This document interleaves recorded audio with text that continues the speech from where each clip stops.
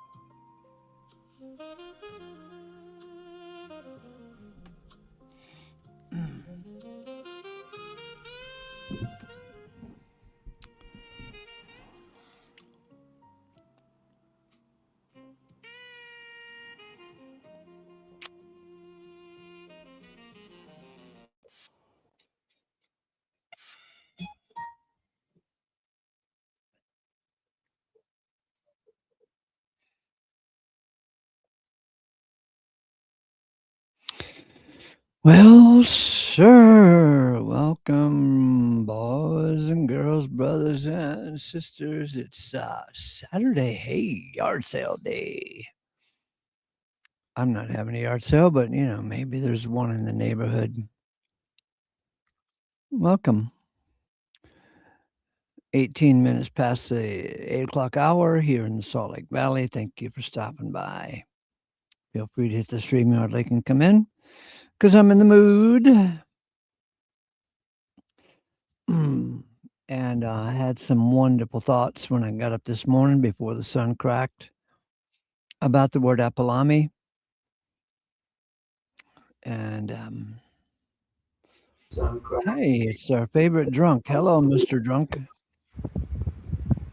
I'm I'm not drunk. I've just woke up. Yeah. So, Hmm. Well, what do you do with a drunken sailor early in the morning?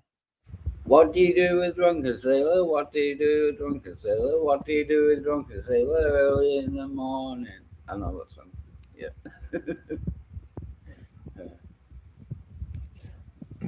How's it going, Ace? Thanks for letting me on. Thank you. Yeah, I have to grind my teeth sometimes to let you on, but no, what the hell? Yeah, I understand that. That's fine.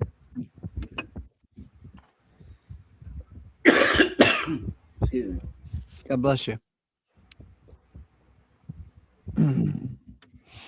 All right, let's get to work.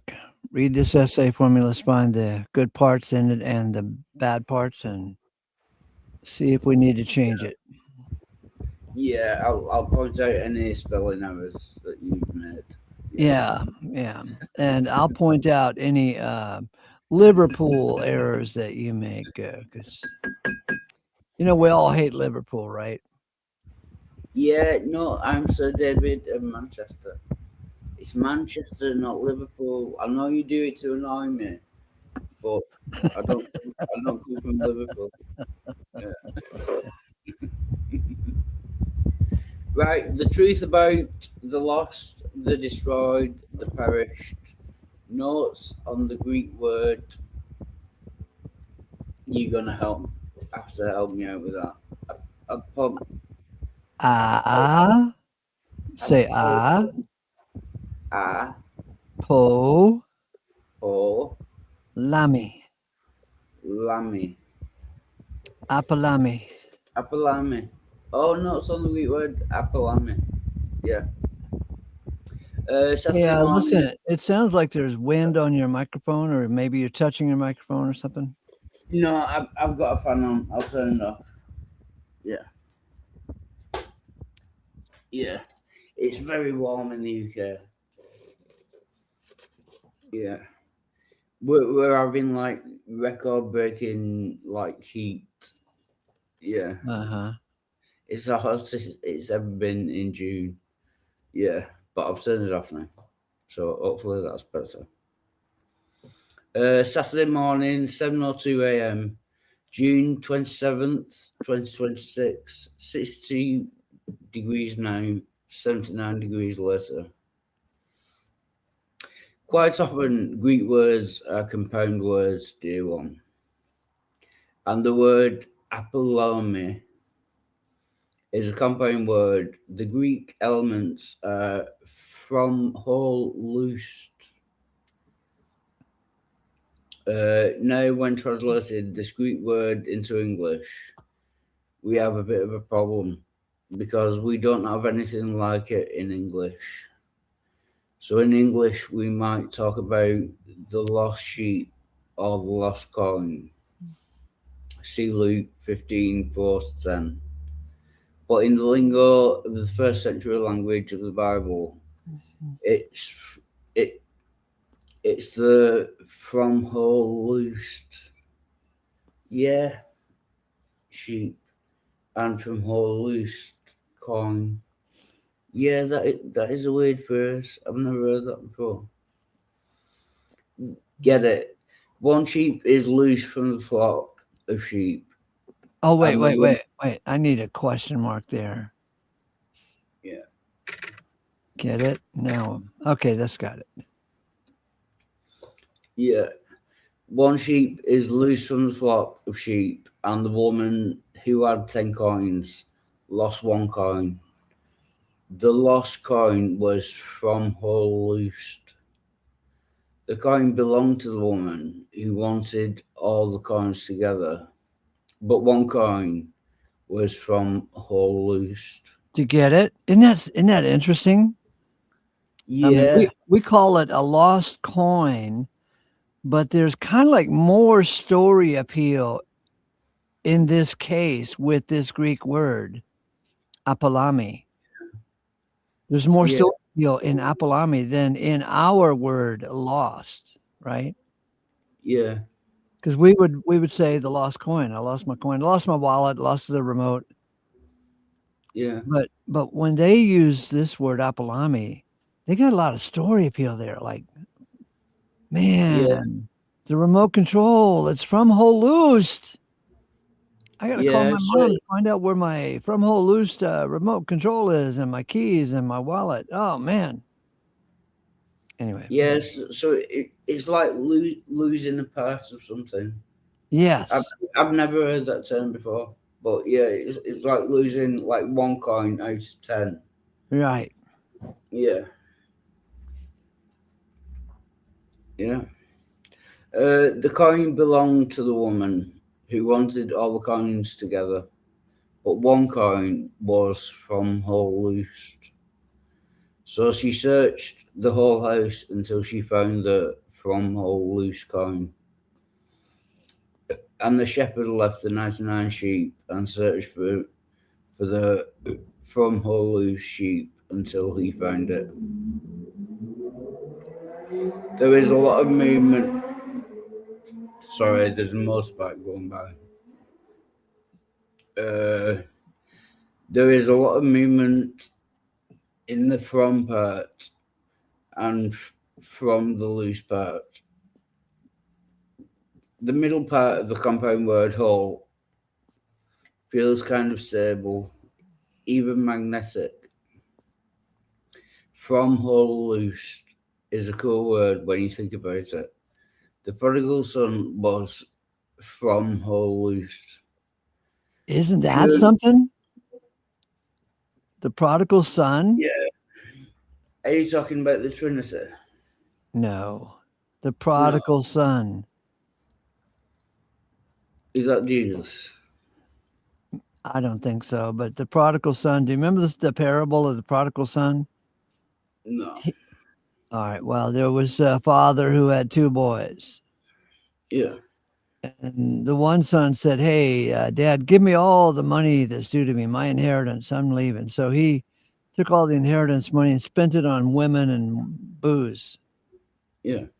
ran out of money, and then he came home broke and ashamed. And his father welcomed him back. Yeah. Yeah. I do remember it now. Yeah. I've always thought of the prodigal son as like Jesus. I don't know why. Well, maybe Maybe. it'll work. Yeah. Yeah. It's not. I was wrong. But yeah. Yeah. Pure movement, a movement away from the Father and a movement back to the Father. If you remember the prodigal's story, the Father says, "For this my son was dead and revives. He was lost from loose and was found."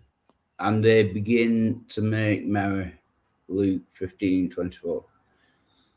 Therefore, we confess it's tough to translate APPOLUMI, have I got that right, into English, uh, and get the right feeling from it. So the best we can do with the word is to translate it lost sometimes, destroy sometimes, and perish sometimes. That could get confusing. Yeah. That could get Yeah, confusing. yeah. If you're using one word to, yeah, translate it into three different words. Yeah. What are you going to do? Yeah. Yeah. I mean, you know everything because you're like this brilliant Liverpool scientist who's hiding out in Manchester. And we need to consult with you because you keep telling us how stupid we are and how smart you are. So, what do you think we should do with this word Apolami? I, I think it will be best to translate it as it is. What is it translated? If you can scroll up just a little bit. From whole loose. I think they should use that term. Oh yeah, consistently. Yeah, like Hmm. don't translate it into three different words because that is where it gets confusing. Yeah. Okay. There is movement in the word from whole loose. It's regrettable movement, but movement nonetheless. John 3:16 has this word in it. For God so loved the world that he gave his only begotten Son, so that everyone who is believing on him shall not be from whole loose, but have Aeonian life. Isn't that something? Yeah, I'm trying to pass that in my head. So, so who believe who believe on him shall not be from whole loose. So they've Yeah. not lost anything, or they've lost a little bit. It's not permanent. Yeah, but have Aeonian life. Yeah, Mhm. I get. Yeah. In John 3:16, we commonly translate the word apollo, APPOLUMI as perish, but this perish business is the same as the lost coin, the lost sheep, and the lost son. Thus, the perish in John 3:16 is no more permanent than the condition of the coin, the sheep, or the wayward son. There are factors at play. There is movement in the word itself, from whole loosed. Thank God for the parish sheep, for there is rejoicing when it is found. And thank God for the parish coin, for there is rejoicing when it is found. And thank God for the parish son, for there is rejoicing when he returns home to his father. The son was Apple. Sorry, I keep getting that word wrong. Apolumi. Appaloomi. The son was Appaloomi. The coin was Appaloomi. The sheep was Appaloomi. And John 3:16 says, God so loved the world that he gave his only begotten Son, that whosoever believes in him shall not be Appaloomi, but have Aeonian life. Wow. Yeah.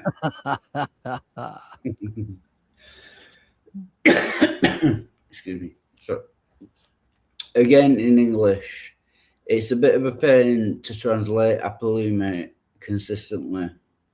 So the best we can do is lost in some passages, perish in some passages, and destroy in other passages. But in each case, there is movement away from the whole, movement away from wholeness. And hidden inside the word is a desire to get back to wholeness. From whole loosed, Can you hear from, it? Inside from holus, those elements of the word. Can you hear that there's kind of like a desire to get back to the whole? yeah, I mean, that is, there's clearly a movement away from the whole, yeah, but read between the lines and is there's this desire to get back to the whole. yeah, Because everybody wants to be whole, right? yeah. I The mean, whole is better than not being whole. and Yeah. everybody wants to live in Manchester, right? No, you don't want to live in Manchester. It's shit. Well, you do obviously. My point is Uh, we my point is we all love community. We love to be in a city or at least in some community of some sort. We want the whole. Nobody yeah, really wants to be a loner. yeah. I mean, look at you. You pretend to be a loner, but you end up here every damn day bugging the shit out of me.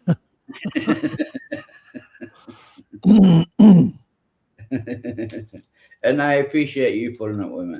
Yeah.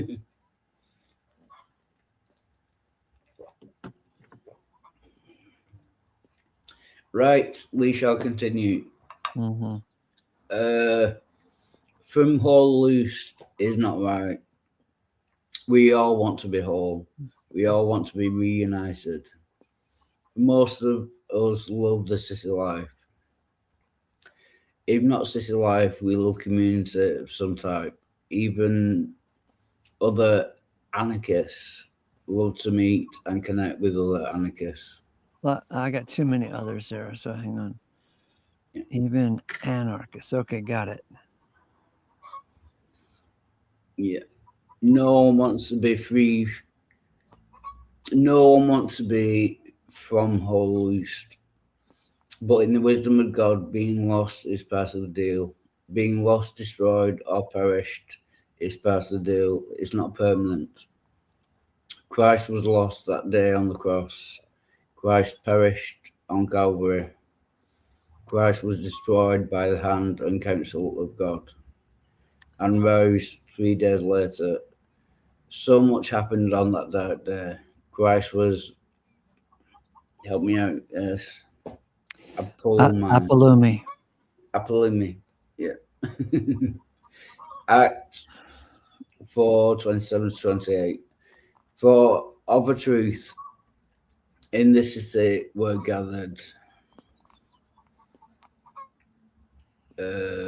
against thy holy boy Jesus, whom thou dost anoint, both Herod and Pontius Pilate, together with the nations and the people of Israel, to do whatever thy hand and thy counsel designates beforehand to occur.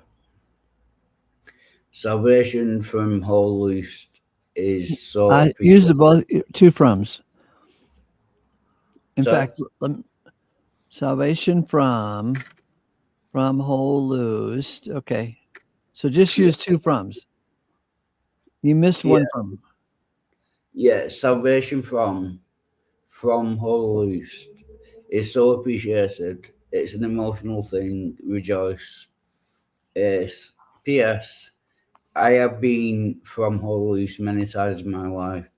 I am so happy to be back with the whole when I get back.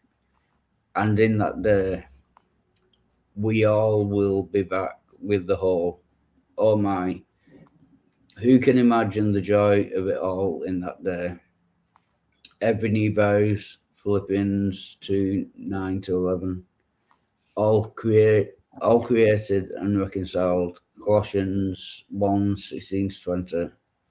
All justified, Romans 5 18. All vivified, 1 Corinthians 15 to 22.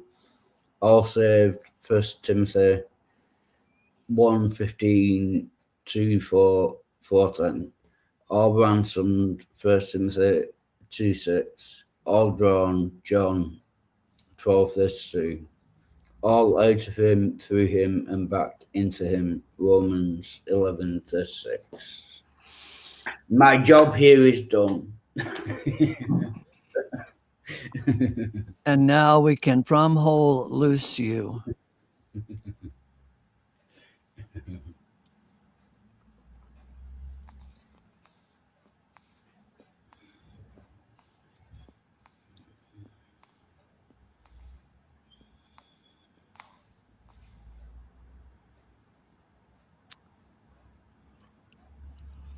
So would you count that as like a translation error? No, it's just a translation problem. Yeah, It's not an error. It's just all translations are, a little bit tricky, a yeah, judgment call, yeah, because it's hard to translate anything into some other language. yeah, Okay, so yeah, it's not an error. yeah. It's just Sorry, a thing. It's just a yeah, thing we have to deal with. yeah. I wasn't having a go at it or anything. It's just yeah. There's not necessarily like a one-to-one correlation between languages. I get what you mean. It, Yeah, in this case, in some cases in the New Testament and the Old Testament, you can go one to one translation yeah, because the Greek and the English do kind of harmonize in their style and idiom and grammar. Yeah. But in this case, it's just tough to Yeah. translate APPOLUMI and get the feeling for it. Yeah. Because, we don't say my remote control is from hole loosed. What? It's lost. Why didn't you say it's lost? I don't know where it is. Yeah, but there's a lot of feeling in APPOLUMI that we just don't catch. You know what I mean? Yeah. The lost sheep. Oh, because it's in the Greek way of thinking and using their words. It's not just the lost sheep, it's the sheep in relation to all the other sheep. Yeah. Like you. Yeah. Like He's you not lose one. just lost, he's lost from all the other sheep. Yeah. He's from whole loosed. He wants to be back with the whole, with all of Yeah. his It pals. isn't there a verse in the Bible where it says like Jesus will look after the one sheep that is lost Yeah. rather than look after, yeah, you know what I mean? Mhm. Man. Yeah. And so this is interesting. Okay. So we're talking about it like in modern day, vocabulary, because you got a remote control, right, for your TV? Yes, it's a yeah. Okay. And so when you lose it, you got to search the whole house to find it, right? No, it's not only just down the side of my chair. Yeah. Go with me, boy. Go with me. All right. Now, Jesus in Luke 15 talked about the lost sheep, Yeah. and he also talked about the lost coin. Yeah. But when he talked about the lost sheep, it wasn't the lost sheep that was the exclusive focal point, Yeah. because the word is apolami. Apolami is a compound word, and it's made up of the words from, whole, loose. Okay. So Yeah. this lost sheep in the parable Yeah. has a relationship to the whole. Yeah. So Jesus, if he had lived in our day, he would not talk about the lost remote control, Yeah. because the lost remote control is a single unit item, right? Yeah. And his point was to show how much we need each other. Now, when he talked about the lost coin in the same chapter, Luke 15, when he talked about the lost coin, Yeah. it was because the lady had 10 coins and she lost one of them, so she only had 9, Yeah. right? So it wasn't just a coin that she was looking for. It was a coin that belonged with the other 9 coins. Yeah. Get it? So yeah, so she needed to make them whole again. Right. Right. It wasn't the coin that was important. It was that everything was whole. Yeah. Yeah. Yeah. Yeah, so Jesus, if he lived in our day, he would not talk about the lost remote control, Yeah. because that doesn't fit the whole idea of what he was trying to talk about. He wanted to talk about the collective Yeah. being all together, right? Yeah. And in the same chapter, the same parable, we've got the lost coin. That's one part of this long parable. The lost sheep, the lost coin, and the prodigal son are all part of the same parable, right? Yeah. Even the rich man and Lazarus is part of that parable.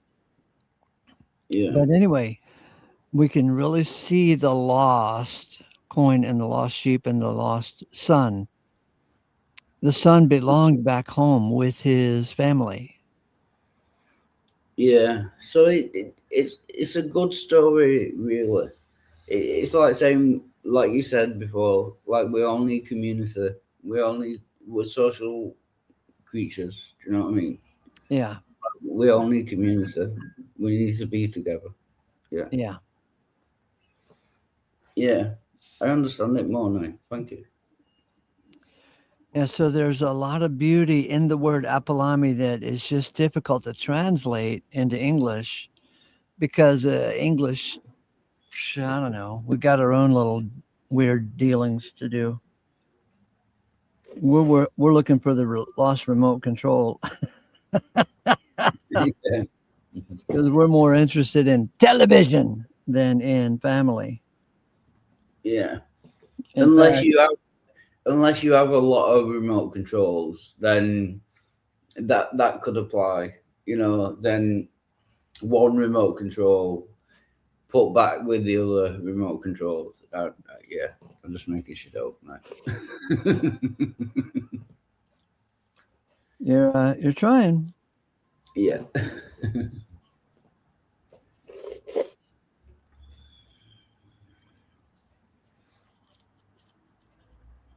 Okay, now that you're up to speed on it, go ahead and read it again, and let's break it down to see if how beautiful this essay is, or if it needs improvement.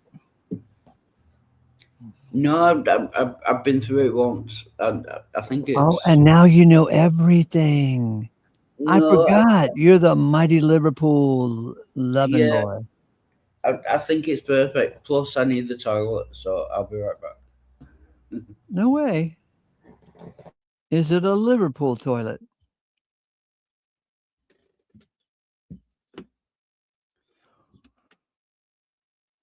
Readers, welcome.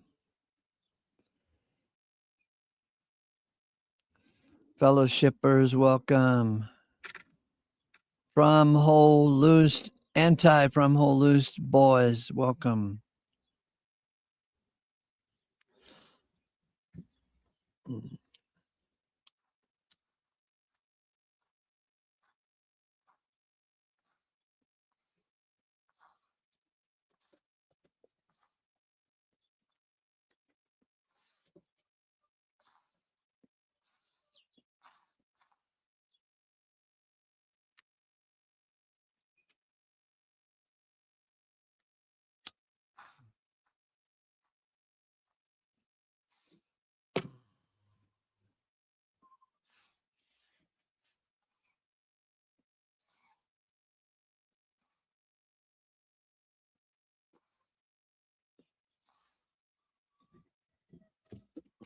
Oh my God, now what are we going to do?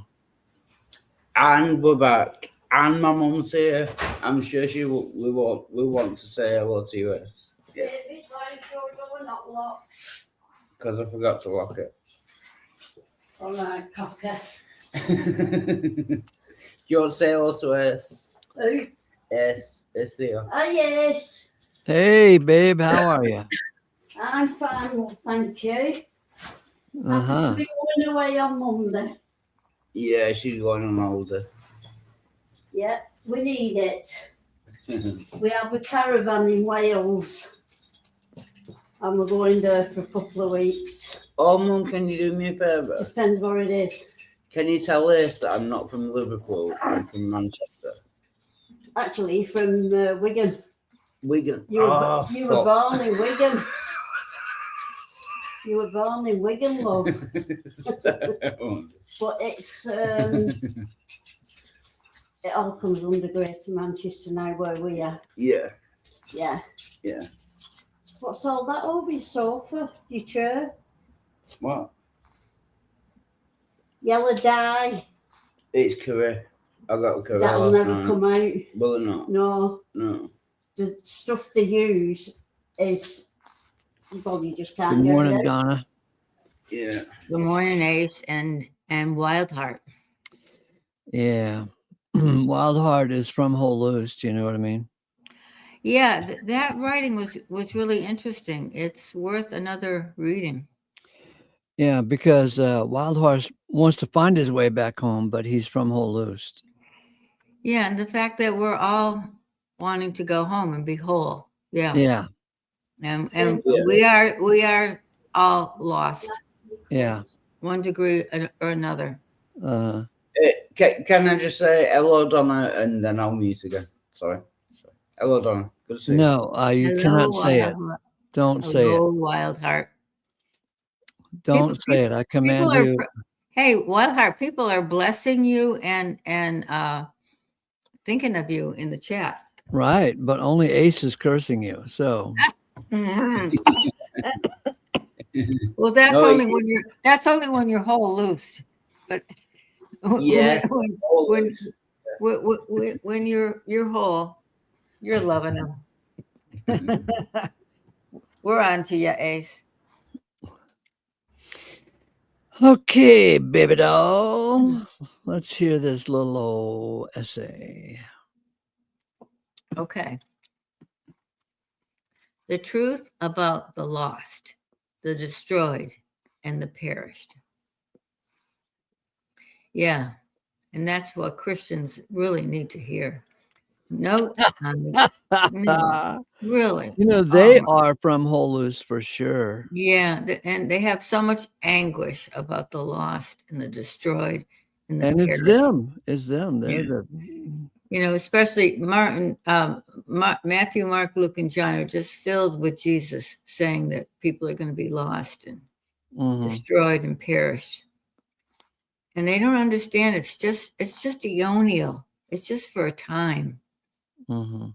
Anyways, notes on the Greek word APPOLUMI or APPOLOMI. Saturday morning, June 27th already. 62, 79 later. Pretty nice day. Mhm. Quite often, Greek words are compound words, dear one.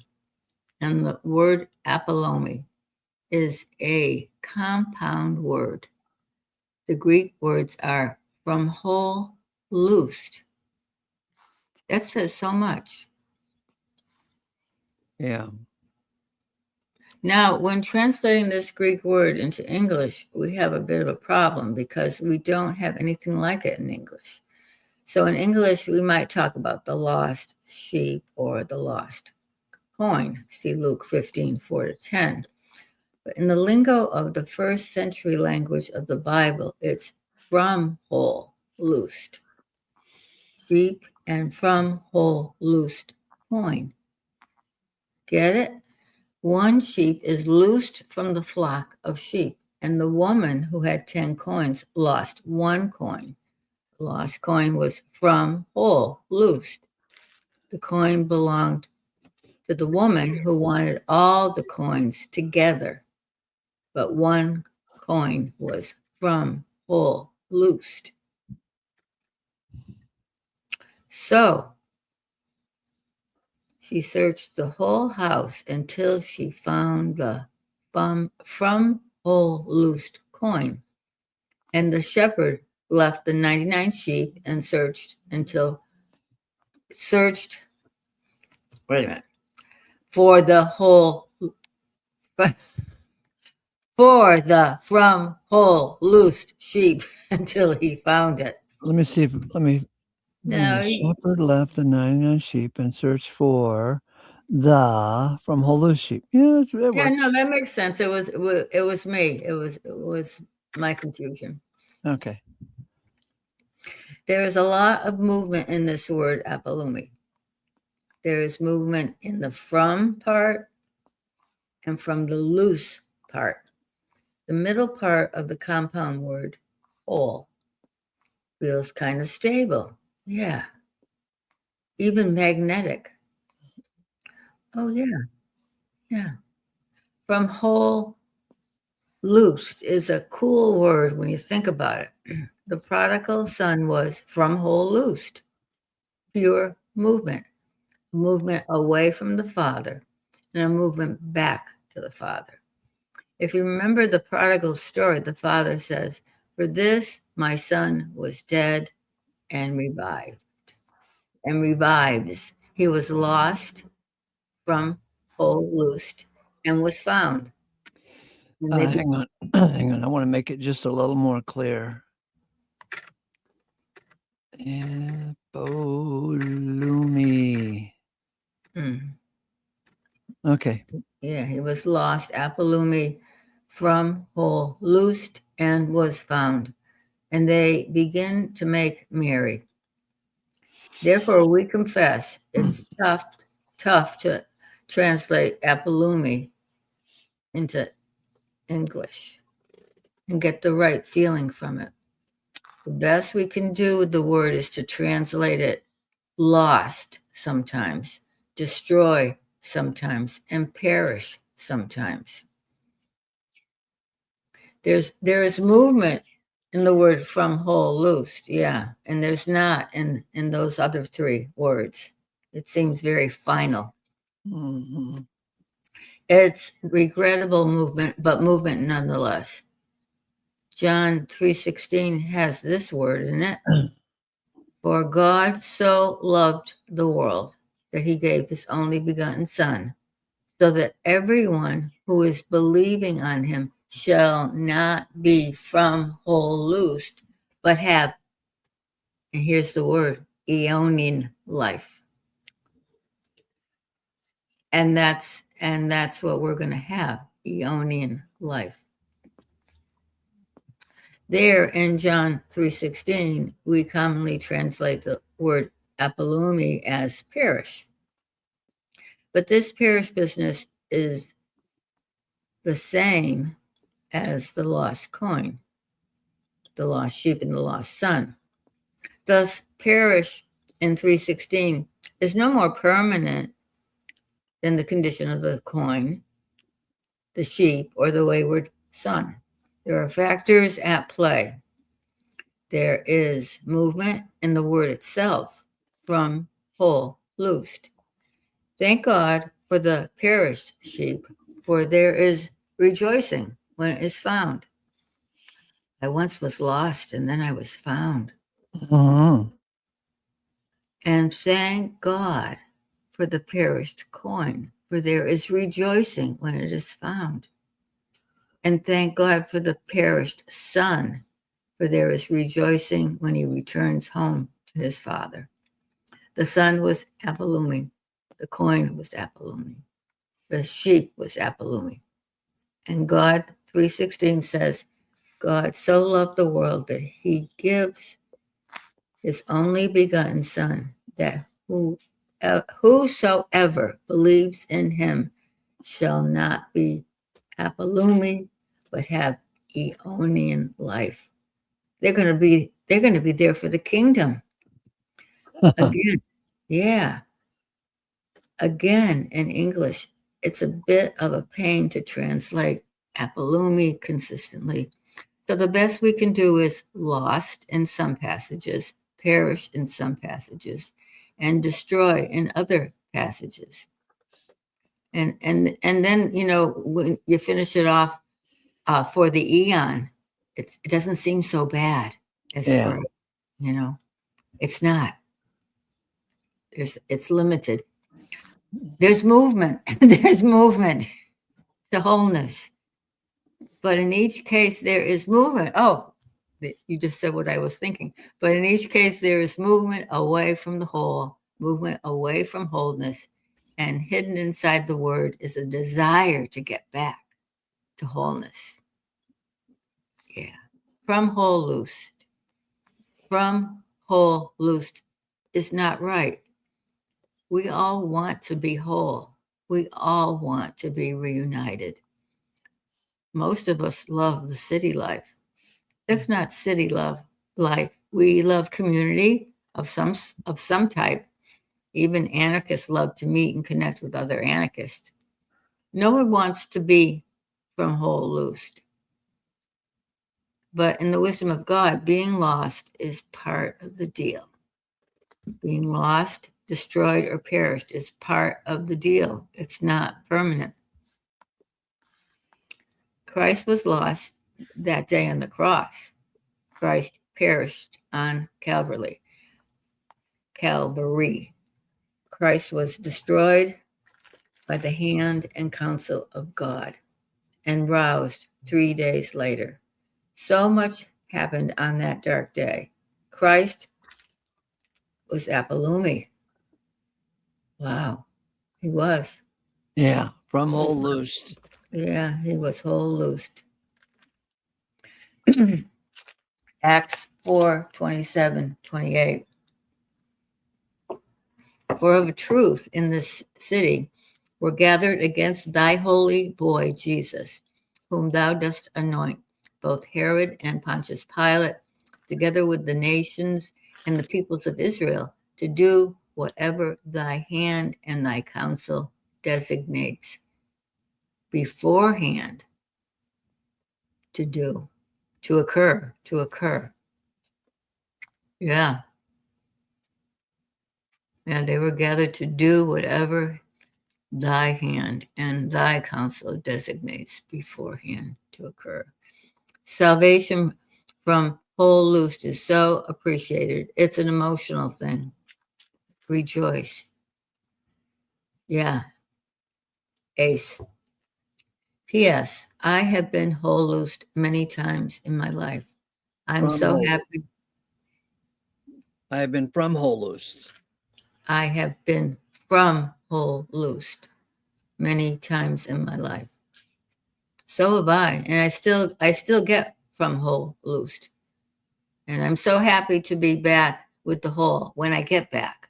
Yeah, and in that day we all will be back with the whole. Oh my, who can imagine the joy of it all in that day? Every knee bows. Philippians 2, 9-11. All created and reconciled. Colossians 1, 16-20. All justified. Romans 5:18. All vivified. 1 Corinthians 15:22. All saved. 1 Timothy 1:15, 2:4, and 4:10. All ransomed. 1 Timothy 2:6. All drawn. John 12:32. All out of him, through him, and back to him. Romans 11:36. Yeah. We do all long to be whole. Yeah. And there's so much separation these days. It's in the world.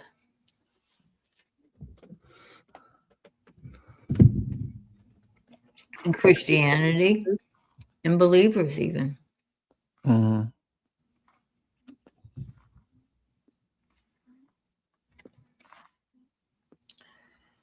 Yeah, that was a good exploration of the word APPOLUMI.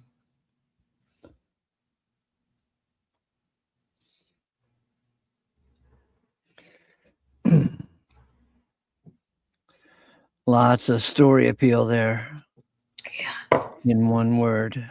Mm-hmm. Whole loosed. No, from whole loosed. Sorry. From whole loosed. Right. 3 elements in that one word. Let me find, yeah, from whole loosed. Yeah.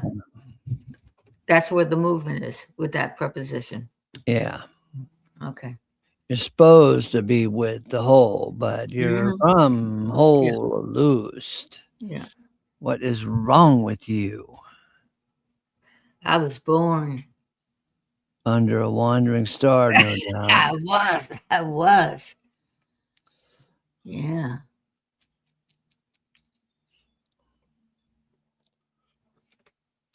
And as Max said, he was born very young. I know. I loved it when he said that.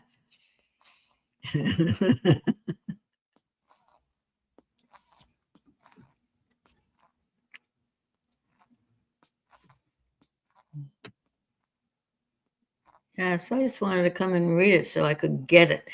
Mm-hmm. Do you get it in better? my head. From whole loosed. You think you got it? I think I got it. Okay. But I will lose it. No. Yeah, yeah. I went searching for the lost sheep, and Bob, he went searching for the lost coin, and Donna went searching for her lost memory. Yeah. Let's see. My memory is from whole loosed. Is it over here? Is it over here? Where do I find it? Where do I find it? And that's why I keep coming back to you guys. Yeah, because we all long to be whole with one another, and Yeah. we need to keep coming back to wholeness with one another, because otherwise we get lost again.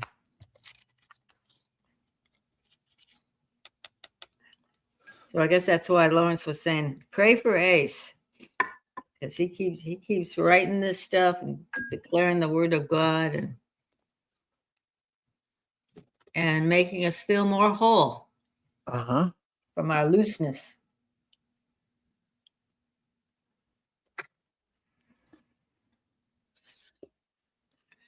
From whole, loose. And then from loose back to whole. Yeah. I thought it was funny that old Tim Smith was just in the side chat kicking and screaming because I might come to a good conclusion, because he can't handle too much good news. I know. He can handle a little bit like he's alive or he's saved, but that's it. Nobody else. Yeah, somebody was talking about, grace, and then I was thinking of the evangel of peace. Yeah. That's the good news. That's wholeness. To be at peace with our creator and the creation. I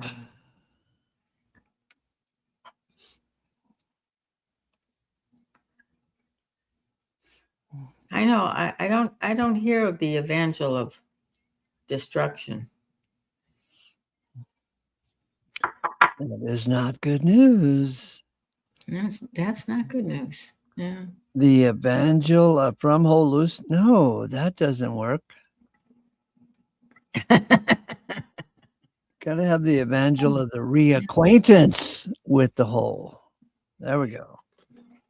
Yeah, and doesn't it talk about the coherence of Christ, that all In Colossians 1:17, we all find our cohesion. coherence and yeah. We don't find our destruction in Christ.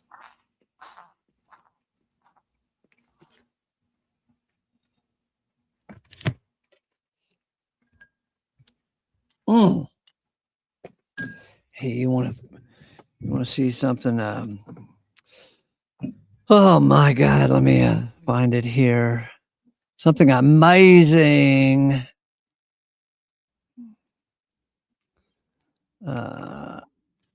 Okay. And so I'm going to play this thing by some guy who was really close to death on a number of occasions. AAJ.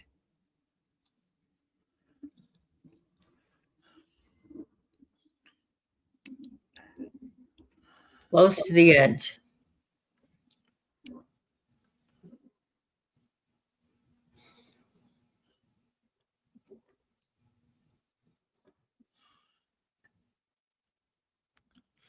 I'm still looking, so don't think I've ignored you. No.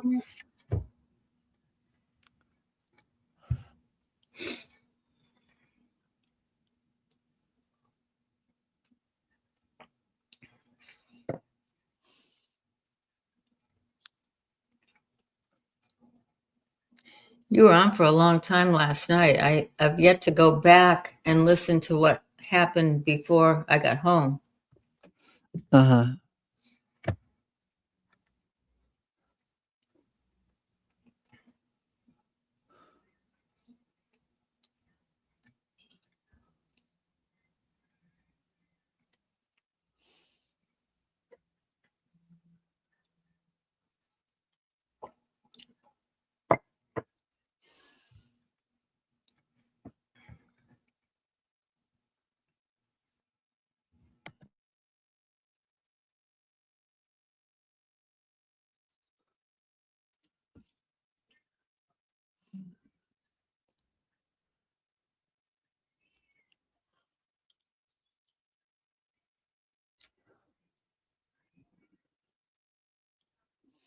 Still looking. Came ill prepared.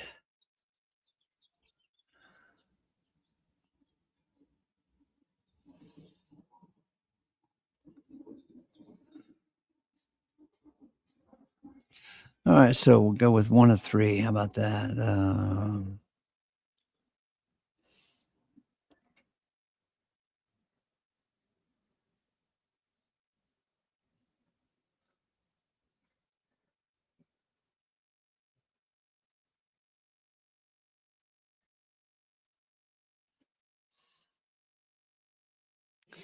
Tell you what, I need to go to the other room to get it together, you know? So I'm going to leave you with some music, okay?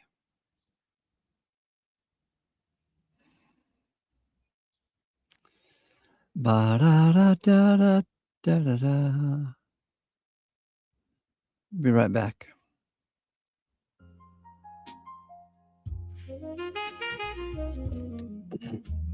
Oh, I know how I can do it.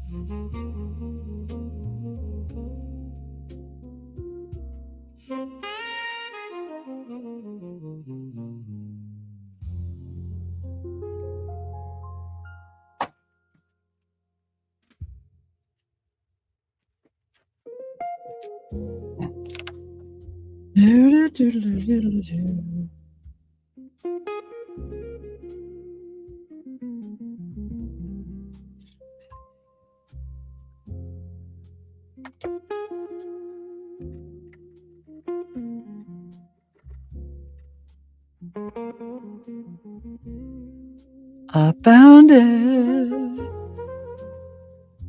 Yes, I did. Hey, Don, I found it.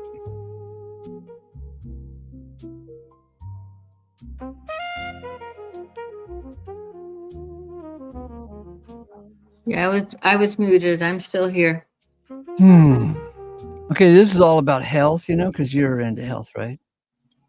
I guess. Well, I'm still here. Might as well be healthy, but only God knows. Yeah. All right. So this is oh, listen. By the way, you boys and girls, on the after show comment section, timestamp this and recommend it to anybody you know who has health problems. Okay. And recommend it to anybody who is autistic, because this guy suffered autism like nobody's business, right? Wow. He's going to tell his story and how, you know, he corrected the situation and found health again. He also had, like, I forgot, something like 7 kinds of cancer. Oh my God. 7 kinds of cancer, and this is just part of his story. But this is 44 minutes long, and it's a really good one, and I really wanted to share it with everyone. So make sure to timestamp it in the after show and share it with anybody who's suffering from autism of any kind and who's suffering with cancer or any kind of health problems, because, you know, this is an amazing testimony. Oh, okay, I'll put myself on mute and make some breakfast while I'm listening. And if you want to say something, just tell me to pause it, okay? Okay. It says, Anjuna's journey out of the grips of disease and death, creating the primal diet. Let me turn it up here and go. I got into this from being a very sick individual. I was born into a very violent household, a white bread society household, and that's where we ate lots of white bread and cereals and potato chips and soda pops and stuff like that. And this was, soda pops were just coming into style, in the 40s and 50s. And I was born 18 months after my older brother, one of my older brothers, and he never forgave me for taking the attention away from mom, just like that, at 18 months old. So he pushed me on anything that was rusty. That's what I fell on. He made sure of it. So I was getting tetanus shots every 6 months, even though that they thought at the time tetanus shots would last a year. Now they say they last, 2 to 5 years. But at that time, they were giving me every 3 to 6 months, they were giving me a tetanus shot because I was always injuring myself on rusty instruments. And at the 18 months old, the tetanus shot I got there went to my brain, and it gave me autism. So I was unable to communicate from that point on. I could not understand language at all. It was 8 years old before I was able to understand that I could parrot.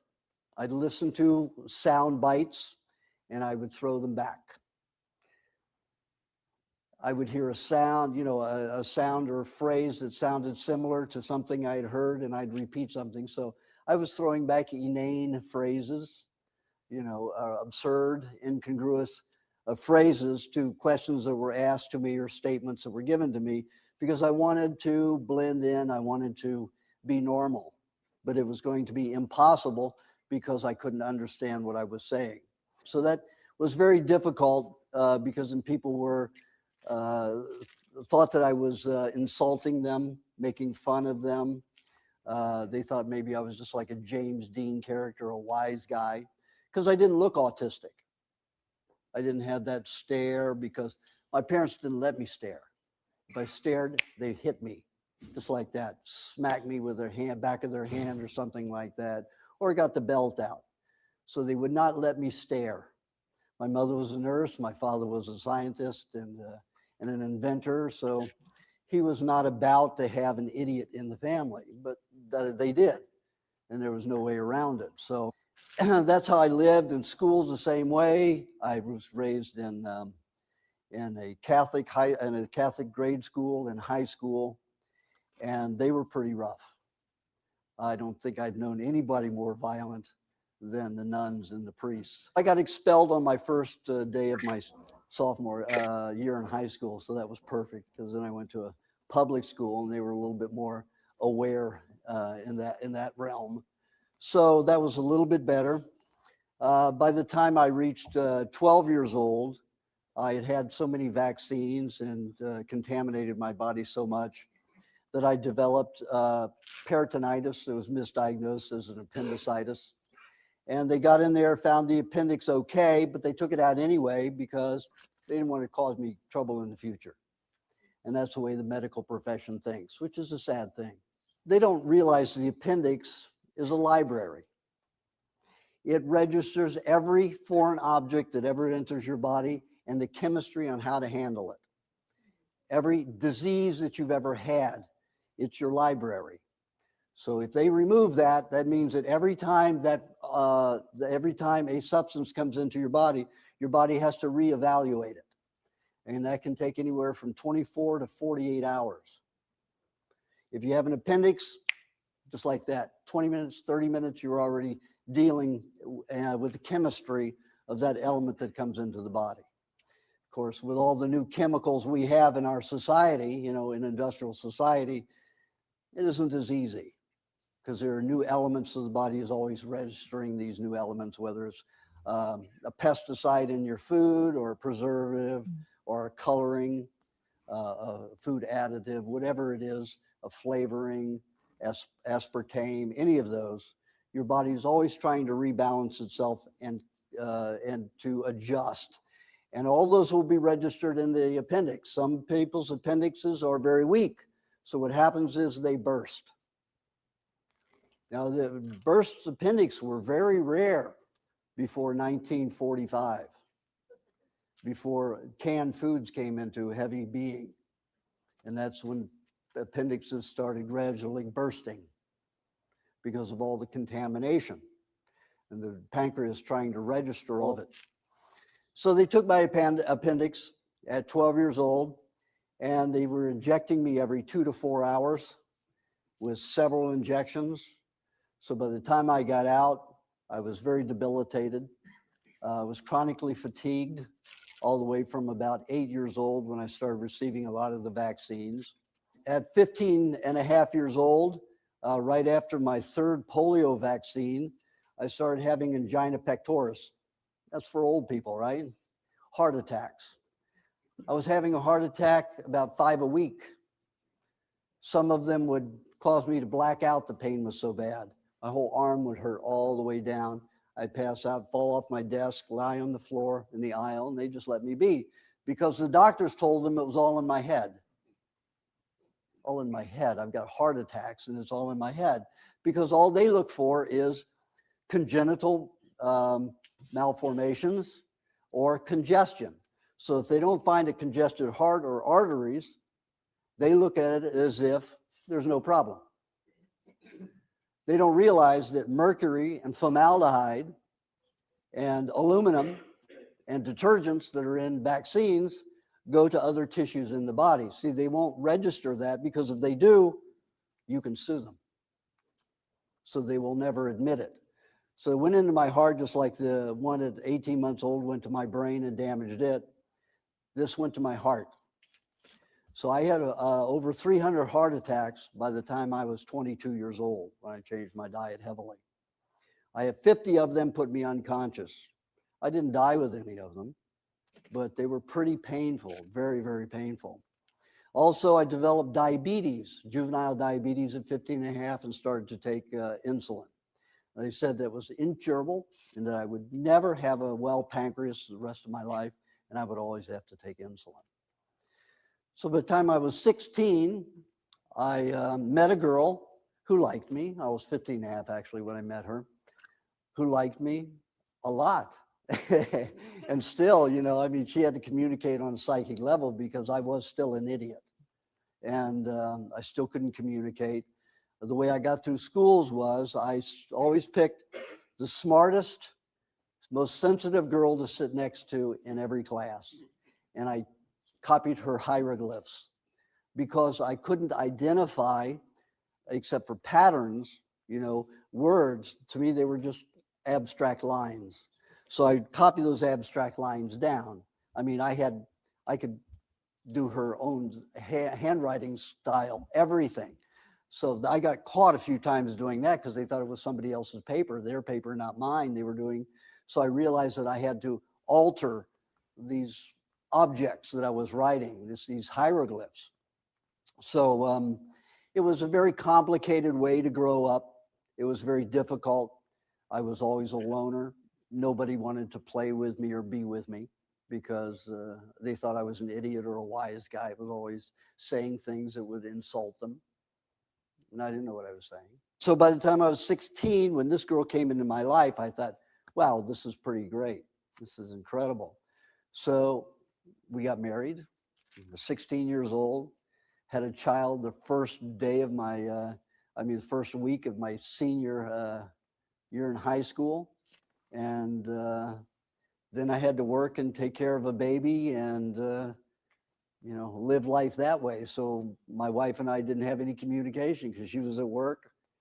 I would go to school in the mornings, come home, take care of the baby. She would come home from work. I would go to work, get home, take care of the baby all night. He cried. He had colic for almost a year and just cried almost 24 hours a day. So it was very difficult. I became an alcoholic. I started smoking when I was about 8 years old. I was smoking about 2 packs of Lucky Strike non-filter at that time. And let me tell you, I loved it. If smoking weren't bad for me, I would still be smoking because I loved smoking. My mother used to hate it because I would, till that whole end of that was flaming hot. And she'd say, "Stop that, you look like a fiend." I said, "Mom, you look like a fiend when you do that." Yeah, so, of course, I didn't know what that meant. I just knew she didn't like me doing that, but who cared? So I continued smoking and I was drinking. The fatigue was very, very bad. So I had to drink 11 cups of coffee a day and smoke cigarettes to get me through the day. And then to relax at night, I had to have at least a fifth of some kind of hard liquor, bourbon. Then I went to gin. You know, say drinking gin's a sin. And it was just destroying my body. So, you know, the marriage didn't work out, of course. I was an idiot. I mimicked the males in my family, and I have 4 brothers, and they were all chauvinist pigs. And so I was a chauvinist pig too. So I mistreated my wife. I mean, I didn't beat her or anything, but I certainly mistreated her, ignored her. And, you know, if I didn't get my way, you know, I did my tantrums as I saw my father do. So that's the way to destroy a marriage. So, of course, I destroyed the marriage and went off to California, to the promised land. And it was better, it was warmer, you know, because in Cincinnati, Ohio, where I was at that time, you know, the temperature would just make me very fatigued. My father would turn off the heat at night completely, and wake up in the morning, it'd be probably 30 degrees in the house. And I would head right for the heater, the wall heater, just to get warm enough to heat my clothes up so I could put them on and then get up and go. So moving out to California was a nice thing for me. Of course, I continued, you know, the same old stuff, drinking and smoking and drinking my coffee and alcohol. I had a talent like all autistic children. I think probably most autistic children. I was an idiot savant in one way. Somebody could give me a computer program, and I could write it in about an hour or 2 hours. That would take them a month to a year to write. It was like, I didn't know how I did it. I just did it. In school, it was the same way with math. They'd give me a problem, had the answer just like that. So they always thought the only place I didn't cheat, they always caught me for cheating because I, you know, didn't put the resolution down. You know, if it were a, you know, a division problem, I didn't put it down, you know, the way you do and structure it all out. I just put down the answer and it was always right. So my mother put me in a technical school that had just opened for computer programming. And she took me there just to see if anything could happen. And it was interesting because they didn't give the normal test. There was nothing about comprehension with language. It was all math and geometry and physics. So I got excellent grades and everything was just perfect. So the professors there realized that I had a autistic problem, but they were going to use me.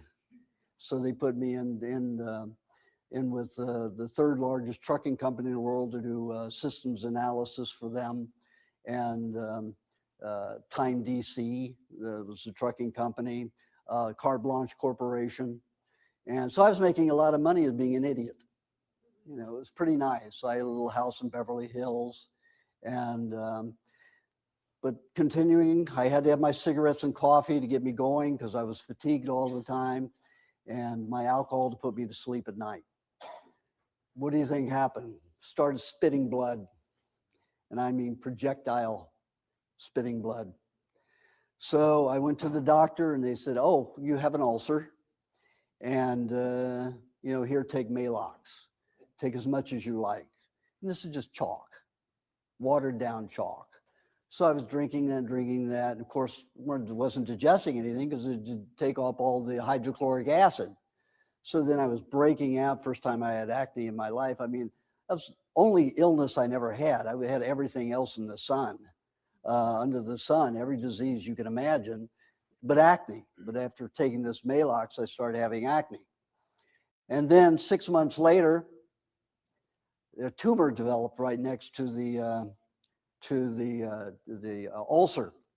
So they said, well, we have to cut that out. We're going to give you a vagotomy pyloroplasty. Now, you understand I'm still autistic, so you just do whatever the doctor says. So, of course, I let them go in and cut into my stomach and take out the tumor. And they severed all the vagus nerves to my stomach, so I would never, ever again secrete hydrochloric acid. They put me in the class of octogenarians who do not digest food at all because they have no hydrochloric acid. Everything I ate after that, if I ate meat, it came out in big pustulations, anywhere from my forehead all the way down to my knees. Be just covered with those within 24 hours of eating cooked meat. So that really whittled it down because I was a big meat eater. I loved eating meat.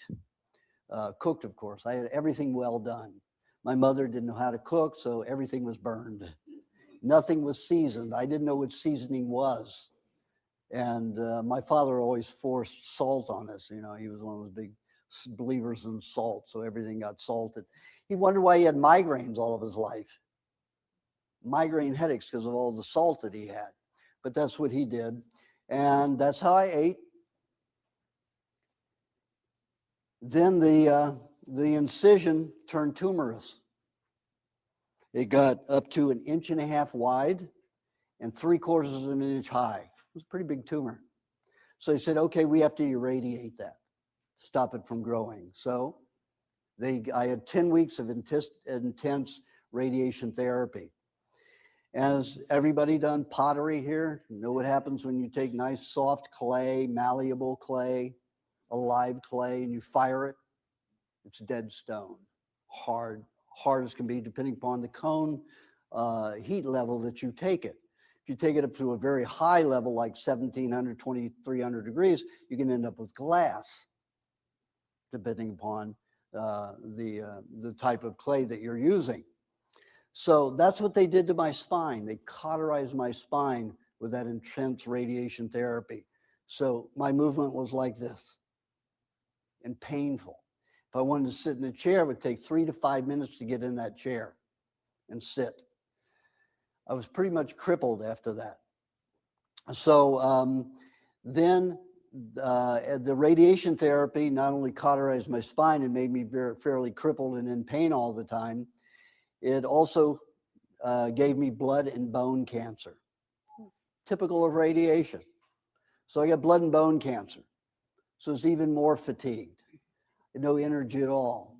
So they decided they were going to give me chemotherapy. So I went through 3 months of chemotherapy right here at UCLA. And they left me bald, completely crippled. I was crawling on my elbows like a worm. Lived for almost 2.5 years that way. Crawling on the floor like a worm. It would take me 30 minutes to go from my living room to the kitchen, which was about from here back to the end of the rows there. 30 minutes to get that far. I was so fatigued and so crippled and very painful. And I couldn't sleep. I'd sleep 10 minutes at a time, 12 minutes maximum. We'll wake up in excruciating pain. So they said because of the radiation therapy, because of the blood and bone cancer, the chemotherapy, I took it, stopped it after 3 months. They said you're going to die anyway. They wanted me to go into a hospice, and I said, no hospice, no going away from my home. I was still autistic. I knew that people would be offended or ridiculed if I, threw back a sentence that was wrong. The 2 volunteers from the hospice agreed to come 2 to 3 times a week, shop for my food, feed me, clean the house, make food for me for a few days, and then leave. And they were very wonderful. One of them was just an 18-year-old African-American boy that was about 6'2", and he belonged to the Going thing, which at the time was a group of singers hired by the Ford Motor Company to go around singing the Going thing, and they were in their Mach 1, Mustangs. And this kid was a volunteer. And this kid brought me carrot juice and raw milk. Only carrots I'd ever had were cooked, and every time I ate a cooked vegetable, I'd projectile vomit. So my parents forced me to sit at the table for 45 minutes to 2 hours after dinner, after everybody else left. because if I vomited anything, they would put that much more back on my plate and I had to eat it. So I had to learn how to cut my sense of taste off and my sense of vomit and repulsion off and swallow and get it down and hold it. So it was a very difficult thing to do. So here I was in a situation where I was vomiting a lot, and carrot juice, he was offering me the carrot juice, and I was saying, I don't think so. Finally, he coaxed me into drinking it. It was the best thing I'd ever tasted in probably a year since my stomach surgery. So I started drinking it, and then 10 days later, my autism popped off, just like a light switch. I thought, oh, verb, adverb, adjective, conjunction, all of this stuff. All of a sudden, I understood everything, and I started communicating. So I called my uncle, who was matriculating for his doctorate in psychology here at UCLA, and started having a conversation with him. And he said, "Is this Ogenus?" And I said, "Yeah, isn't this great?" And he says, "Well," I said, "what I want to do is get a lot of books on nutrition. Do you know anything about that?" He said, "Well, I don't believe in nutrition and all that. You know, it's more of what's in your mind." Of course, he was a psychologist. So, well, what else is he going to say and believe? So I called Steve, the young African American who had got me into the carrot juice. And I said, "Listen, I spent all my money on I don't have anything left. I'm about to lose the house, and I want to buy a lot of books." And he said, "Sure, I'll loan you." So he loaned me $110, and $110 in 1969 was a lot of books, because paperbacks were like 75 cents, 95 cents max for a big thick book, and then hardbacks were anywhere from $1.25 to $2. So I got a lot of books on nutrition, and some of them were mind over matter stuff. So I went through all those, and everything contradicted everything else. These people said, "Eat this." These people, "No, don't eat that because this will happen." So completely confused about what to do. So all I could do was just experiment and try different foods. So that's what I did. I tried different foods. Every time I ate something raw, it was easy, much easier. Didn't have much trouble with indigestion. Even with my situation and all my poisons that I had in the body, I could still do it. Every time I ate, of course, I'd have to go right to sleep, no matter if it was cooked or raw. But I had no energy, not enough nutrients in my body to be able to sustain anything else but digesting. That means I had to go to sleep for about an hour to an hour and a half after eating. And that was fine because I was always in pain. My bones were just aching. The only way I could stay out of pain was to get in a bathtub. I had a clawfoot, tub. So it was pretty deep and pretty long. So I could fill it to the top, immerse myself in there, just my head sticking out, and put, some Epsom salts in there and some raw milk. And it would cause me to be slightly buoyant, so I could sleep without any pain. If I slept anywhere else, 10, 12 minutes, 7 minutes, I was up in excruciating pain. Have to move over, let that pain subside, and then I go to sleep for a few minutes and I wake with pain again. In the bathtub, I would almost have literally no pain, or pain that was easy to sleep through. And I wake up in an hour and a half, 2 hours, freezing to death because the water got so cold. So I just let some of the water out, heat it again, really high temperature, and then go to sleep again. So I could sleep 10, 12 hours like that. So that's when I finally started getting a little bit healthier and well quicker. So I got a nutritionist who taught me a lot about nutrition. He tutored me for 3.5 years. Even though I was no longer autistic, I still had learning disabilities because I never learned to learn as everybody else did. So this tutor was very good. He was mainly into raw foods. He was about a 75% raw fooder. At times, he said, some of it's mind over matter. So I attempted to do the mind over matter stuff and went back to my RC Cola and donuts, powdered donuts that I loved, and all this kind of garbage. And of course, within a week, 10 days, I'd be back into autism. So on the third time that happened, I said, listen, I may have been an idiot, but I'm not stupid. So, food has something to do with your health. It's chemistry in itself. So I adhered to some kind of nutritional program. And I got more and more into raw, but it was moving into vegetarianism. I went from a raw lacto-ovo vegetarian where I was eating raw eggs and dairy, got very healthy and compared to where I was, very healthy and strong. I mean, I didn't have to crawl on the floor so much. I mean, I could crawl on my knees and hands like a baby, and I had to learn all over how to walk and run and do all of that. So I was getting healthier and I felt a lot better. And then when I hit 27 years old, I thought I'm not going to learn what I need to learn to recover from where I've been, from all the medical therapy, because that did the most damage. I thought I'm going to have to go out and live out in the wild. I'm going to find tribes to live with. I'm going to live with animals and see what it is that makes all of them healthy and they don't have disease in the wild. So unless man encroaches upon their territory, pollutes it in some way, or robs them of their food. So I went on a bicycle with 4 saddlebags of biochemistry, physiology, anatomy, all these books, and my little dog on the back, a little Lhasa Hungarian Puli, and she traveled with me. So we bicycled all over the place. She ran off with the coyotes one night. Actually went to live with the coyotes. She was a raw fooder, so she had no trouble. And if she was a female, so they didn't kill her. She went with them. And this was while we were in Yuma. So I traveled with my bicycle all the way across the United States and all areas of the United States 5 times, went all the way down to the Yucatan and all the way up to Alaska in a 2.5-year period.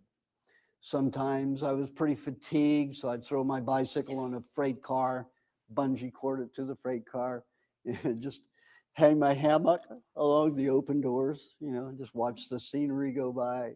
Sometimes some border patrol, if I was going down into Mexico or getting next to the Mexican border, the border patrol or the railroad dicks, they called them, were there. And at that time I was bearded, long haired, and I wore robes, I knew that if I were a hippie, that if I wore robes, they would at least have a religious feeling and they wouldn't hurt me so badly, especially in Mexico. So, they jump up on the freight car and see me dressed like that, look at their gun and look at me and, like some vision with a bicycle and a hammock in this freight car, and said, stay out of sight. And they leave me alone. But I watched them beat and roll people pretty badly, put them in the hospital. So they were pretty good to me. And I slept in graveyards most of the time. Nobody bothers you in a graveyard, especially when you look like JC. So, so that's mostly where I spend my nights sleeping. Not even the police would bother me there. So I traveled like that, and I lived with the Yaqui Indians in northern Mexico, with the Mayan Indians in the Yucatan, the Sioux in the Dakotas, and the Inuit in Alaska. And all of them told me, the only way you're going to get well is to eat raw meat. Remember what happened to me when I eat raw meat? Pustulations all over the place, head to toe, big, gooey, ugly pustulations. So there was no way I was going to eat meat. I just couldn't cross that line with meat. Raw, everything else raw, yes, that worked. Meat, no. I just had a wall there. It was not going to happen. I was not going to eat raw meat. So after 2.5 years, I was with the Eskimos. At the end of that 2.5 years, it was in early September.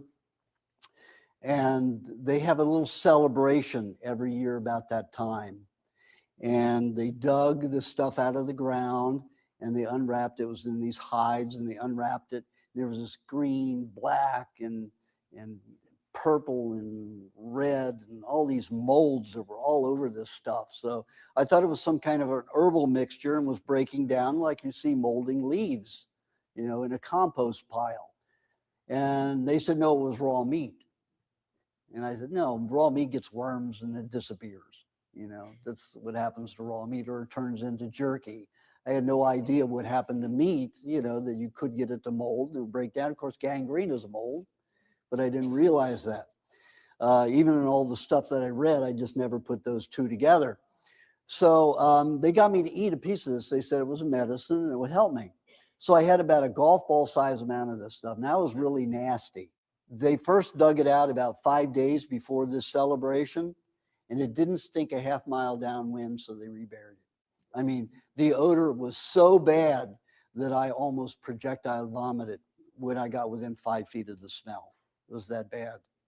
So, they had to get some cotton balls with musk oil, stuff it up my nose so I could get near it to eat it. Because I saw the children smelled it and they were jumping up and down, happy as like it was cotton candy or something, and the adults were all smiling and happy, and I'm saying, oh my God, beer was hard enough for me to take, to get used to acquire a taste for this. I don't think I'll ever acquire a taste for this, but an unusual thing happened. When I had it, it calmed my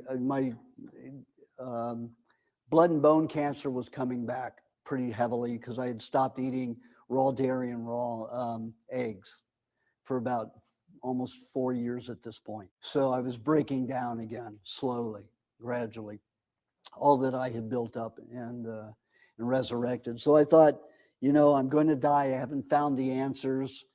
But when I ate that stuff, that night, instead of waiting 2 hours the next morning for the sun to beat on my sleeping bag before I could move without pain, I actually had to heat my sleeping bag and me up in it to get up to a certain temperature before I could move without too much pain, bearable pain.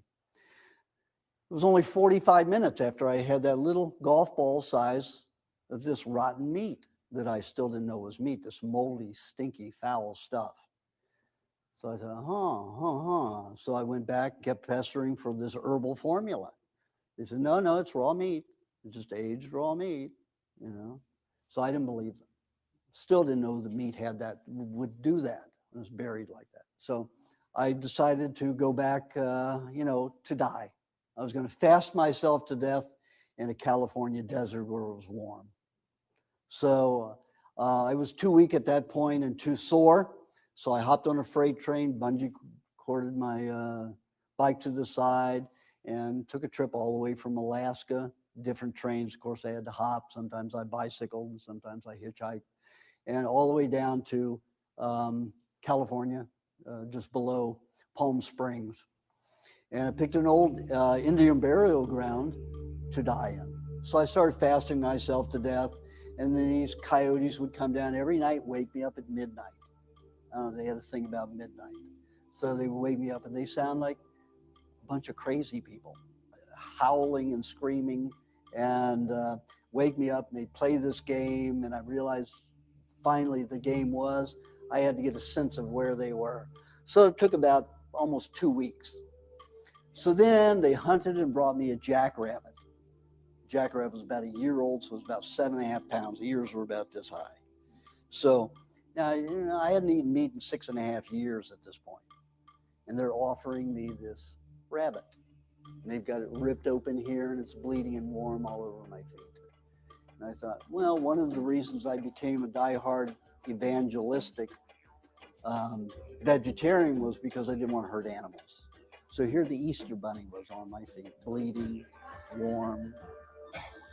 So I had all this compassion and anxiety. Here I was a vegetarian, and here I was thinking about eating this. All of a sudden, this whole sound bite came back of when my uncle was telling my brothers and cousins when they were going hunting, they were going rabbit hunting, that if they caught a wild rabbit, they shot a wild rabbit, they had to cook it thoroughly till it was well done and burned, because they have microorganisms in them that will take over in their intestines, be extremely painful for 48 hours, and will kill you. So that played back, and I understood it, every word of it. I thought, oh, the coyotes want me to help me die quickly. So they know that they become my friends. And if I fast to death, it could be 45, 60 days before I die, and it's going to be miserable. I was already at 2 weeks and it was pretty miserable. So picked up this rabbit and started pulling, grinding, and kept coming back up. So I thought of myself back at home. My parents were there over me. Eat those vegetables. Eat those vegetables. So I went back to that place and I said, okay, I'm going to psych myself into this, cut off my taste buds, everything, and get this down. So I did it. It took about 5 minutes to do that. And then I started eating it and I was able to eat it. And after about 15 bites, it became tasty. So I ate 3.5 pounds about of that animal. And then the coyotes shared the rest. So I was hiking back to my campsite and I knew I was dying because I felt good. The only times that I had felt good in my life was in my near-death experiences, twice on the operating table when they had to revive me from dead, and once when I was on a recreational drug trip where I died. So, and I left the body and I remember leaving the body and there was no pain. And that's what I felt when I was walking back to my campsite after eating this rabbit. So I knew I was dying. Without question, I knew I was dying. I felt good. So went back to the campsite, went to sleep, woke up the next morning, and guess what? I was still in my sleeping bag. There was no white light, there was no tunnel, no nothing. I was still in the body. However, just like with the Eskimos, and this was like 3 months later, just like the Eskimos, eating that rotten meat, I only had to wait 45 minutes to get out of the sleeping bag, not 2 hours, again, with the sun beating on the sleeping bag. So I thought, well, I've still got 48 hours to go or 40 hours to go before the microbes take over my intestines and kill me. So I just drank water in that time and, meditated a lot. Waited and waited and waited. No cramping, no diarrhea, no vomiting, no nothing. 3 days go by and I said, it has to be the meat, the raw meat, just like all 4 Indian tribes told me. Raw meat is what I needed. So I ate this raw meat, this wild rabbit that's supposed to be infested with all this garbage and was supposed to kill me. Didn't do a thing but make me feel better. It made me strong. So I thought, okay, I'm going to start eating animals. So what happens? Well, sidewinders started passing me by right at that moment. So, and I'd seen Indians, I seen the Indians just walk up and put their foot on the head, pick it up in front of the rattler, spin around, snap the head off. I didn't think a thing. It just automatically, instinctively, I just went up and put my foot, barefoot on the head, picked it up in front of the rattler, whipped it around. I said, oh shit. I've never done this before. What if he bites me? So I started getting more paranoid, spinning this thing around. My arms started getting sore and sore. So I thought, okay, he's going to get me or I'm going to get him. Snapped, the head came right off. Peeled it back and ate it. Does not taste like chicken. Raw, it tastes like fish. Lots of bones. Tremendous amount of bones. So I started eating, I started trapping chipmunks and birds and eating eggs, and it's not enough food in the desert. I mean, I ate tarantulas. I'd pop and the scorpions, I'd pop the poison sac off and eat them because I knew I had lived with a girl who was from Peru and she ate insects and stuff all the time. So I started eating all that stuff, but there just wasn't enough food. So I went down and made deals with all the surrounding farmers for dairy. I'd milk their cows or their goats and shovel manure for them. I'd do anything in exchange for all this food. So in 2.5 months, I gained about 50 pounds. And I looked like a scaled down Arnold Schwarzenegger. So I went back to Los Angeles to spread the word. Raw meat, raw meat. And they said, are you out of your mind? You're going to get a brain fluke. A parasite's going to eat your brain up and you'll be an idiot. I said, I've been there and done that. This makes me feel good. This is the only thing that really is making me feel strong and not fatigued all the time. So I'm going to continue eating it. So for years, about 2.5 years, I ate it about 3 days a week, one time a day, 3 days a week. And I continued eating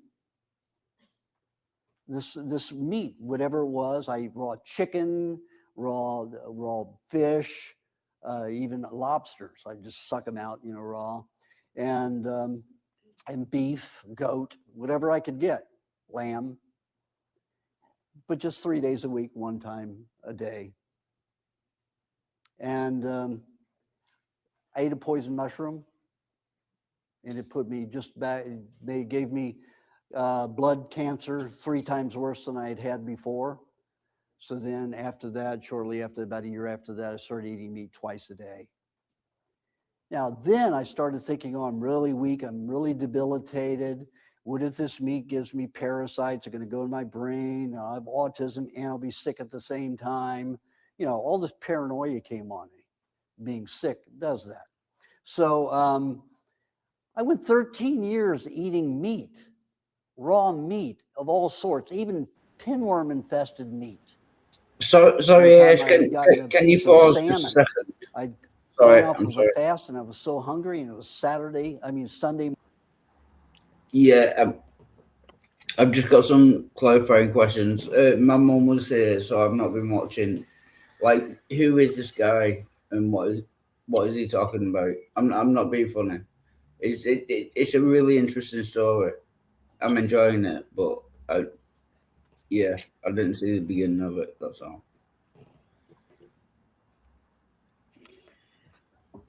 Yeah, it almost seems unbelievable what he's going through and what he's been through. What a journey.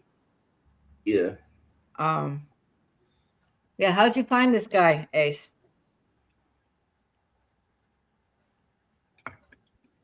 You're on mute, Ace. Oh yeah, you missed it. Okay. Remind me that there's a rule. Got to turn the mic on. Yeah, I know. You keep reminding us. Okay. His name is Jonas Bunderplants. Now that can't be his given name, can it? Yes, it is. Yes, Wow. it can be. Yeah. By the way he talks in his timeline, it seems that he's at least in his mid-60s. Because Yeah. he was. Well, he died a few years ago. Oh. And so this is his journey of health. Okay, so because you missed it, Captain Liverpool, he was vaccinated at an early age, and he got autism, and it was so serious of an autism that he didn't even know how to talk until he was 8 years old. And then it was an embarrassing form of talking. All he did was mimic a few words. He didn't even know how the words went together. People thought he was making fun of them. They'd ask him a question and he would say a few words, but he didn't know how the words all worked together. He was that bad of an autistic guy.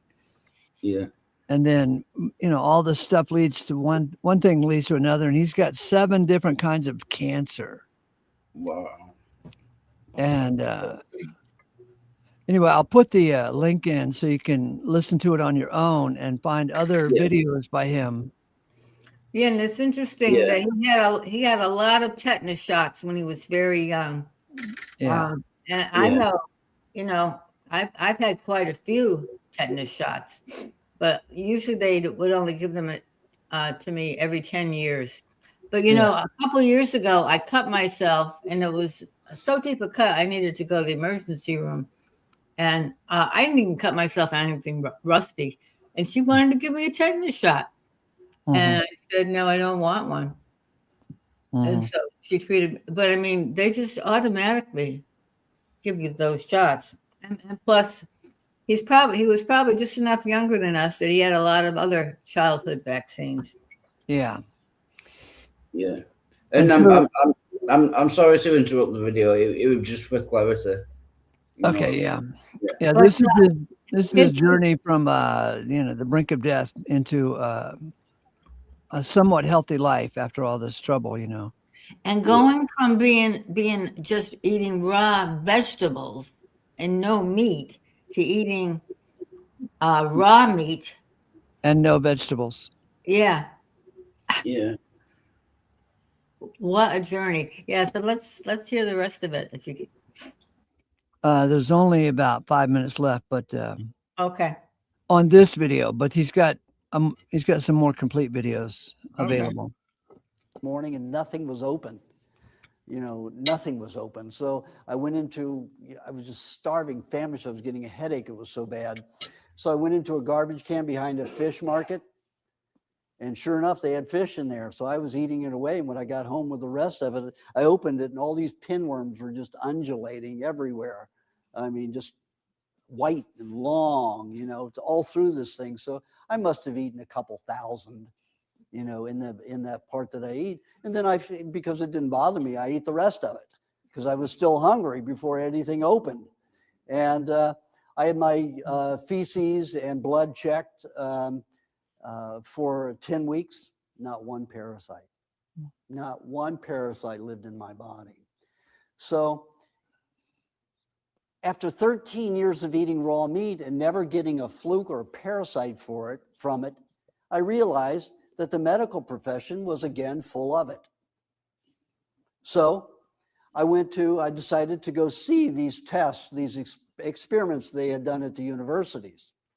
So of course I was here in LA, started off at UCLA, went to Duke, Yale, Harvard, and Stanford.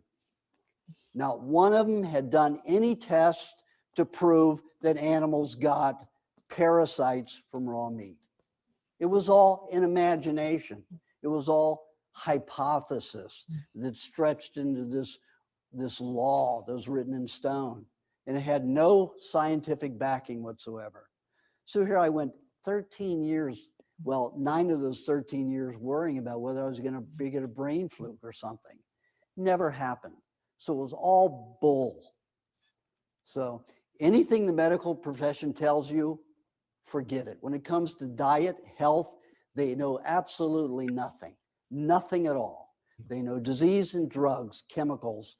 That's what they're taught. And it's not the doctor's fault. The pharmaceutical industry took over the medical profession when Rockefeller and Carnegie started funding all of this research to find chemicals from the foods that did things, to isolate those ingredients that were active and to sell them as drugs. That is when the pharmaceutical industry took over the medical profession. And you know that all the procedure manuals are written by the pharmaceutical industries. Want to know about health? Do not go to a doctor.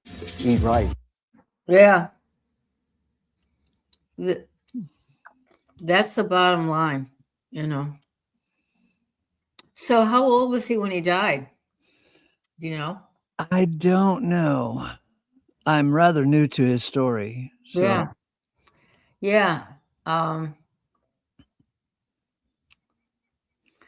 Yeah, the whole thing, you know, everything's there's a lot of talk about watch out for parasites. And then you hear in another area that, yeah, it's not a big deal.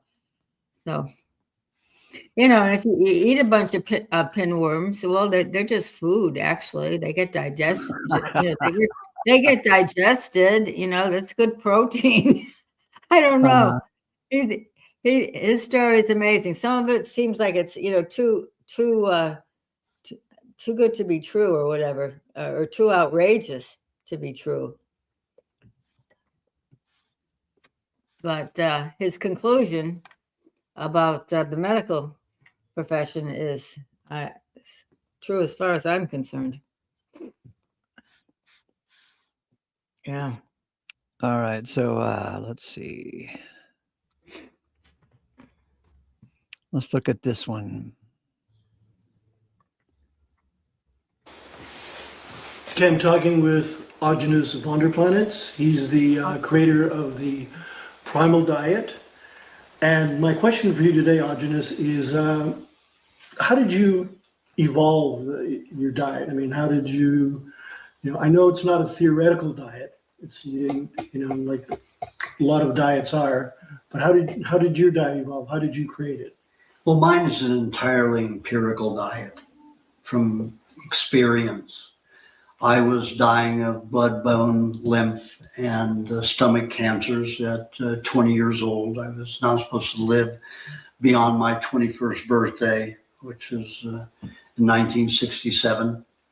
I also had diabetes, psoriasis, angina pectoris, and bursitis, all so-called incurable.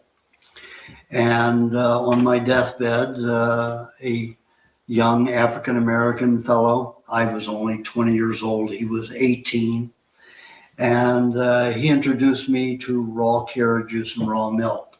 I was dying and he was a volunteer at a hospice. And so he made the raw carrot juice and got the raw milk for me, mixed them together, and I drank them sometimes apart and separate. And I had chemotherapy and radiation and surgeries, so all the bad things that the medical profession does, which is, burn, poison, and butcher you, which, it's do no harm always. You don't have to do harm. You don't attack the body to heal it, to nurture it. That's no way to achieve optimal health of any sort. So I was dying, and I drank that raw milk, and I drank that raw carrot juice, and it was absolutely lovely and tasty, because after you've had chemo and radiation, everything tastes like cardboard or postage stamp glue. And this milk, raw milk, and this raw carrot juice tasted phenomenal. And that's why I was drinking it, not because, I thought it was good. I was relatively still autistic and really didn't understand language and couldn't communicate. So I didn't understand all that, but I understood the taste, of those foods, that rich, delicious taste.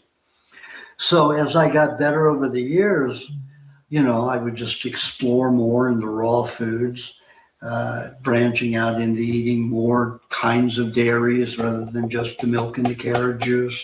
And then I got into raw eggs, and meat I stayed away from because I was so brainwashed that meat would create, brain parasites and stuff like that. So I stayed away from raw meats, but got into everything else raw. Then I became a fruitarian, and as I said in another interview we had, it destroyed my health. I went down to 96 pounds at the lightest, and wasting away, and the blood and bone cancers resurged, and I was suffering terribly again. So, I ate raw meat to kill myself, basically, because I was told it would kill me. And I just took it for granted, and Indians had told me that I lived with, when I lived in the wild, that I needed to eat raw meat. I just thought they were trying to kill the white boy, get back out and taking away the land and their culture and everything. So I ate the raw meat to kill myself after living outdoors for 2 years. And it did just the opposite. It invigorated me. I was such a sickly child that I could never play sports. I tried 1 year in a football team, and of course was the guard, where you don't have to do much. You don't have to run far. You don't have to do anything except, crouch next to the center and the quarterback. And that was my experience in being physical. When I ate this raw meat, everything changed. I mean, I had energy, I had strength, and I went from like 113 pounds, because I started eating some raw dairy again, went from 113 pounds to 158 pounds in 2.5 months by eating all of this meat and raw eggs and raw dairy. And I was vibrant and healthy.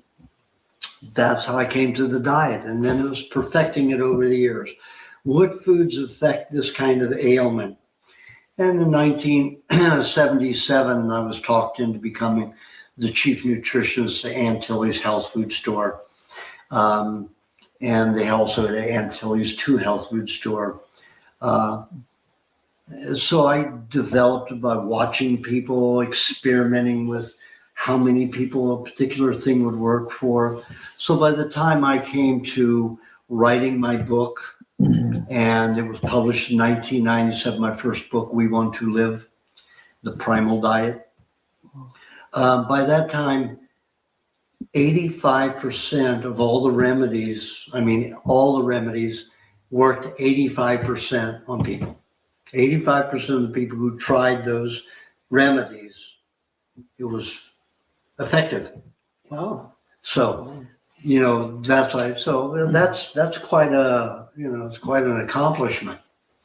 So, and at that time, my cancer reversal rate, grew over the time as I realized how better to, and I understood cancer better, why it develops.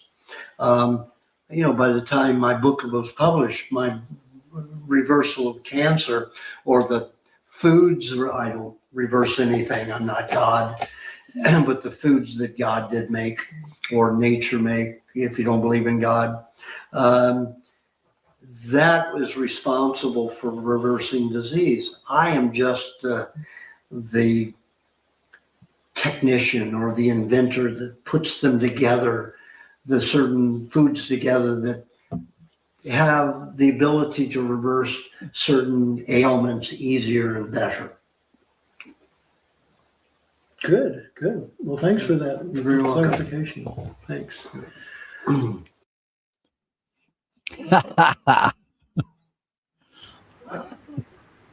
Yeah, that was good. I don't know whether I believe all of it, but he has an interesting story. Yeah. It was good Yeah. stuff. So you could write a book on the vodka diet Yeah. and really get people involved in the vodka diet. I mean, because you're an expert at it, right? Yeah. So Uh, he wrote a book in 1997. Yeah. And so that last video was taken after that. And he looks considerably older than he did in the first video. So maybe he was even born around the same time that we were. 1947, I think, was what it said. Oh, okay. All right.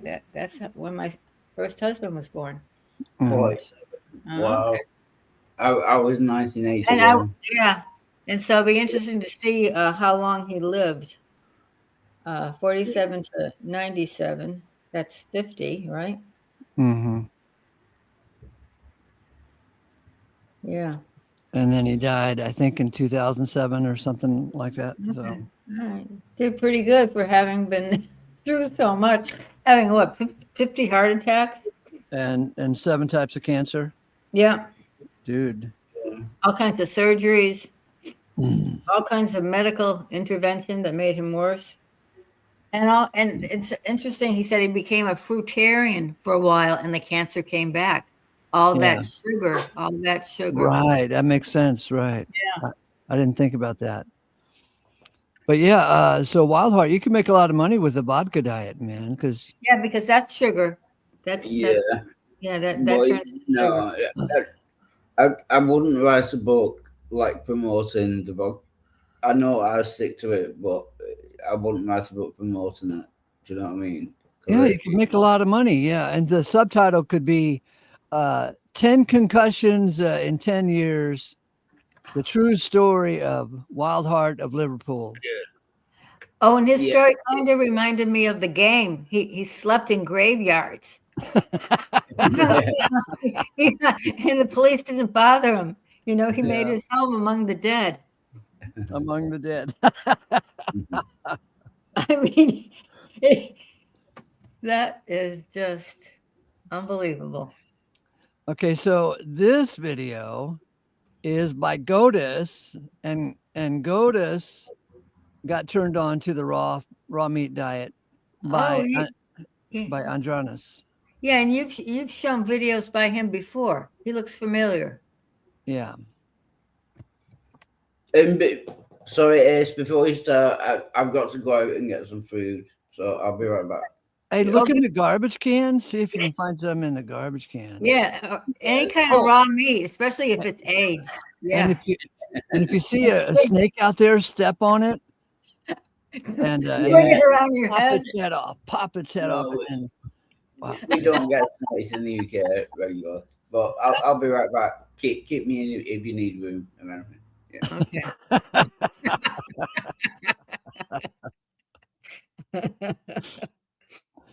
Yeah, so Donna, you've been around the health food people for eons, right?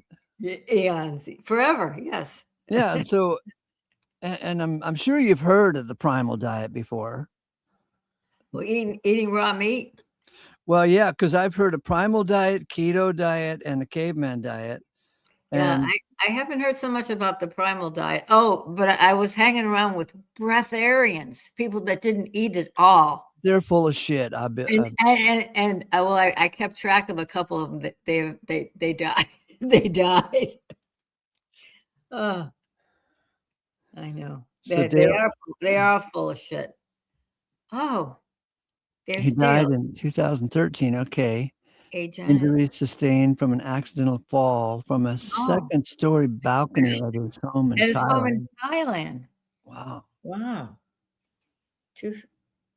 And it was an accident at the hands of some employees from JP Morgan and the Rothschilds.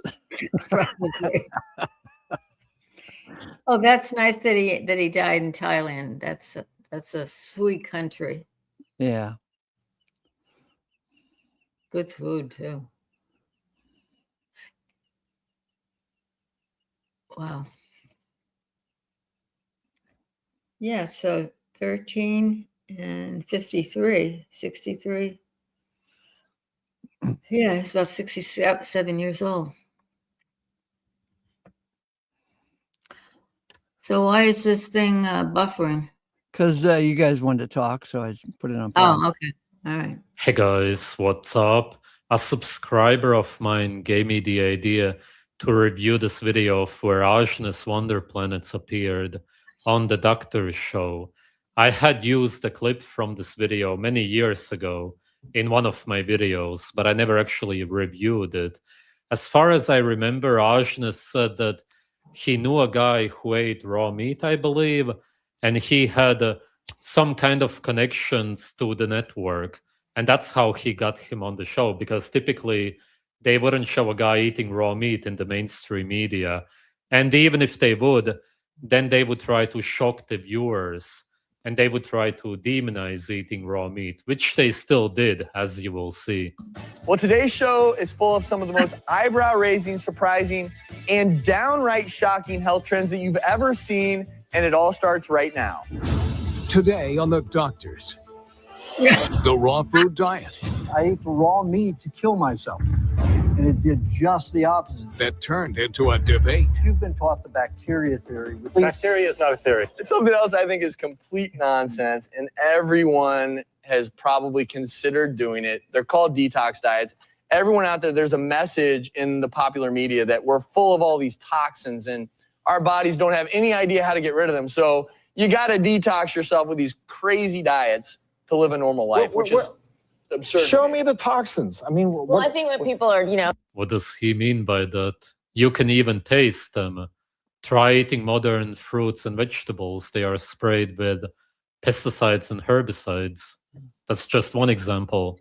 People who drink and smoke, they're trying to figure out ways to get that out of their body. But the only way is to stop. That is true. And your natural organs will detoxify anyway. It's certain medications, and we know that food is treated. It can be treated with insecticides, things like that. But it's up to us to first make sure things are clean, wash them, and then you're less likely. The problem with that is that a lot of the pesticides and herbicides are oil soluble, meaning that the toxins will sort of stick to the fruits and vegetables. Likely to consume something that potentially could be a toxin. Right. But the whole concept that your colon gets caked with all this crud, bad stuff, that's not happening. Well, we've got livers for a reason. Well, and our livers and our kidneys, they detoxify and our spleen. So let's. Yes, but sometimes your organs can get overwhelmed. And when you look at what people consume nowadays, then it's not surprising. Let's talk about this, though, because we actually did a show here where someone was on the Master Cleanse diet for a week. And it's lemon juice, maple syrup, pepper, and that's all you drink. How does that make any sense? Pepper is toxic. How will toxins help you to detox? We're going to move on to another really interesting trend, number 9 on our list. Everyone's heard about a raw food diet. Well, have you ever heard of the raw meat diet? It's true. It's reported. From the audience, what, a raw meat diet? Wait, isn't that what humans naturally actually eat? No, it cannot be. It's what zombies in horror movies eat. Certain celebrities have sworn by it. Well, here to tell us about the raw meat diet is author of We Want to Live, The Primal Diet, and Recipe for Living Without Disease, Genus Vonderplanitz. Welcome to the show. Thank you. Tell you what, when I read about... This was filmed in 2009. That's what it says online, which would mean that this was around 4 years before he passed away. Your diet that you eat, I was shocked because raw meat in general, we always say don't eat it because it's filled with bacteria that can cause serious illness, even death, salmonella among. And for this, they don't need any proof. They don't need to see it. This they simply religiously believe. But when it comes to bitter toxins that you can taste, then they just almost ignore it. Them. So what I want you to come up here and listen. Show me a scientific experiment that proves that bacteria can cause disease, please. It's 2026 and we still have no proof for this. Talk a little bit about what you eat and why. Come on up. First off, I'm looking at this and I'm thinking, no, I would never eat that. I would never eat that. I'd eat that. Who put those green leaves next to the meat? Was it the people who work behind the scenes? It must be. And I would eat those if they were cooked. So why do you say this is healthy for us? Well, I was dying of multiple myeloma and lymphoma and stomach cancer 40 years ago. They said I would never be able to eat any raw food again, that if I ate even a banana or an apple, that I'd have to steam it. The cancer resurfaced again when I was about 30 years old. And I decided that I was just not going to live through it again because it was very painful. So I ate the raw meat to kill myself. And it did just the opposite. It invigorated me for the first time in my life. So you're eating literally raw meat. This is raw chicken. Correct. And you're just eating that. Correct. And where are you getting You eat it right off the bone like that? Well, I can eat it right off the bone. Would you like to see? Oh.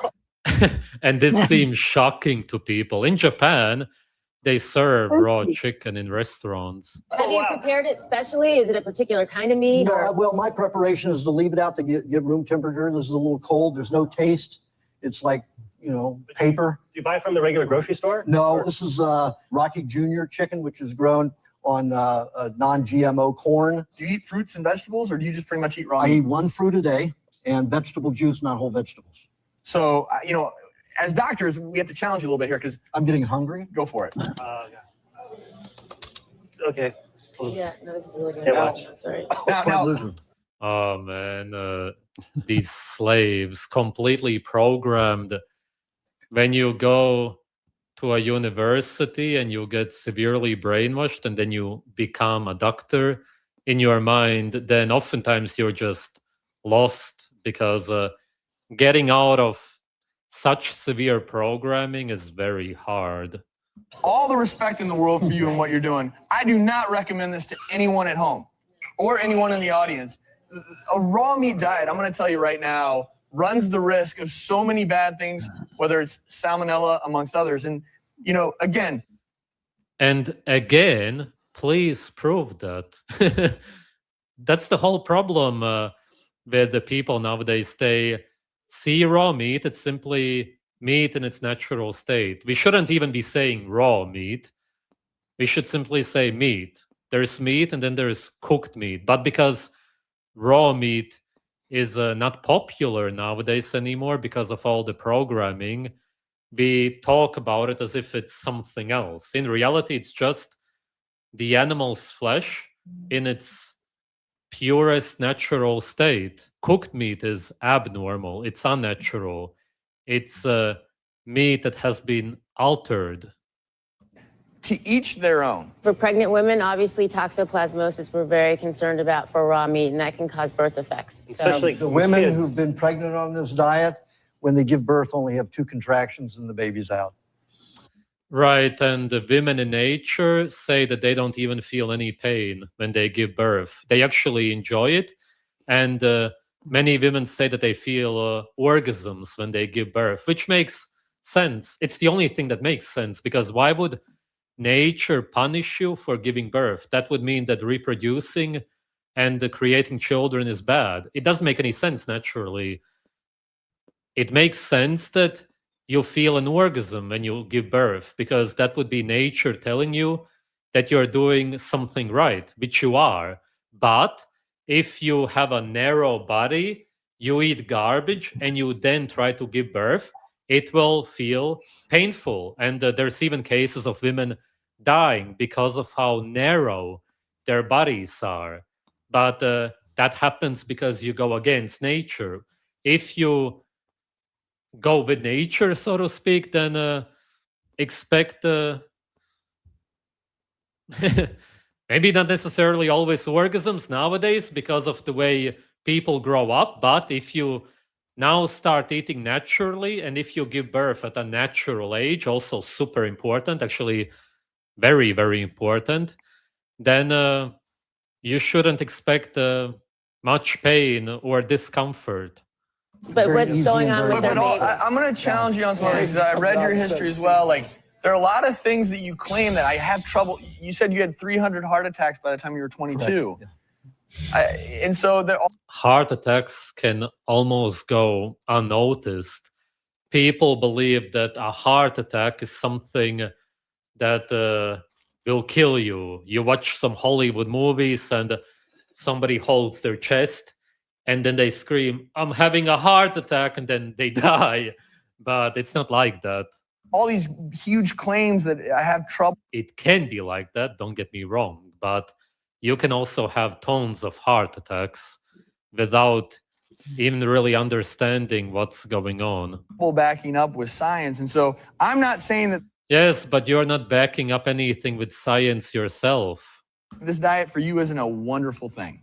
And that there aren't people in the world who eat this diet that don't live happy, healthy lives. But at least he seems somewhat open to it. It's not as if he's saying that it's impossible to be healthy eating that way.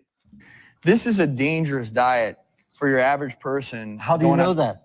Because in the ER, I have taken care of people who have actually almost died from eating raw chicken. My question is how does he know that they got sick because of that? And even if they did, and I'm not saying that it's not possible to get sick, obviously, what kind of chicken were they eating? Some factory farmed chicken? And did they actually eat raw chicken? Why would somebody go to a supermarket and buy low quality chicken and eat it raw? Why? They probably ate cooked chicken, and then they would maybe say that it was undercooked chicken. And they also ate some kind of seeds, spinach, which is sprayed. Who knows what they get sick from? But you can for sure get sick from raw animal or plant foods, all kinds of foods. But it will be because of the poisons. That's why you get food poisoning. Have you seen that's eating raw chicken? I think that's a myth. I don't believe you. My question is... Right, and you could simply do a scientific experiment and actually prove that, but we have no proof for that. That's the problem. How 25,000 people do it? A lot of kids, especially, are prone to food poisoning, and E. coli especially, from unpasteurized juice and milk, and that would that's dangerous. That is a myth. When I did my laboratory, pasteurization was a breakthrough, a health breakthrough. That it's not a myth. How do you? She says that pasteurization was a health breakthrough, I believe she said, which is actually crazy because everything only got worse after people started pasteurizing milk, juices, and everything else. Back in the day, you would press out your own orange juice, And then people started selling pasteurized juice in plastic. And you have the acidic orange juice in plastic. Imagine what that does to your body. And then, of course, you also had the pasteurization of milk. And ever since then, people became smaller, weaker, sicker. The bodies are more narrow.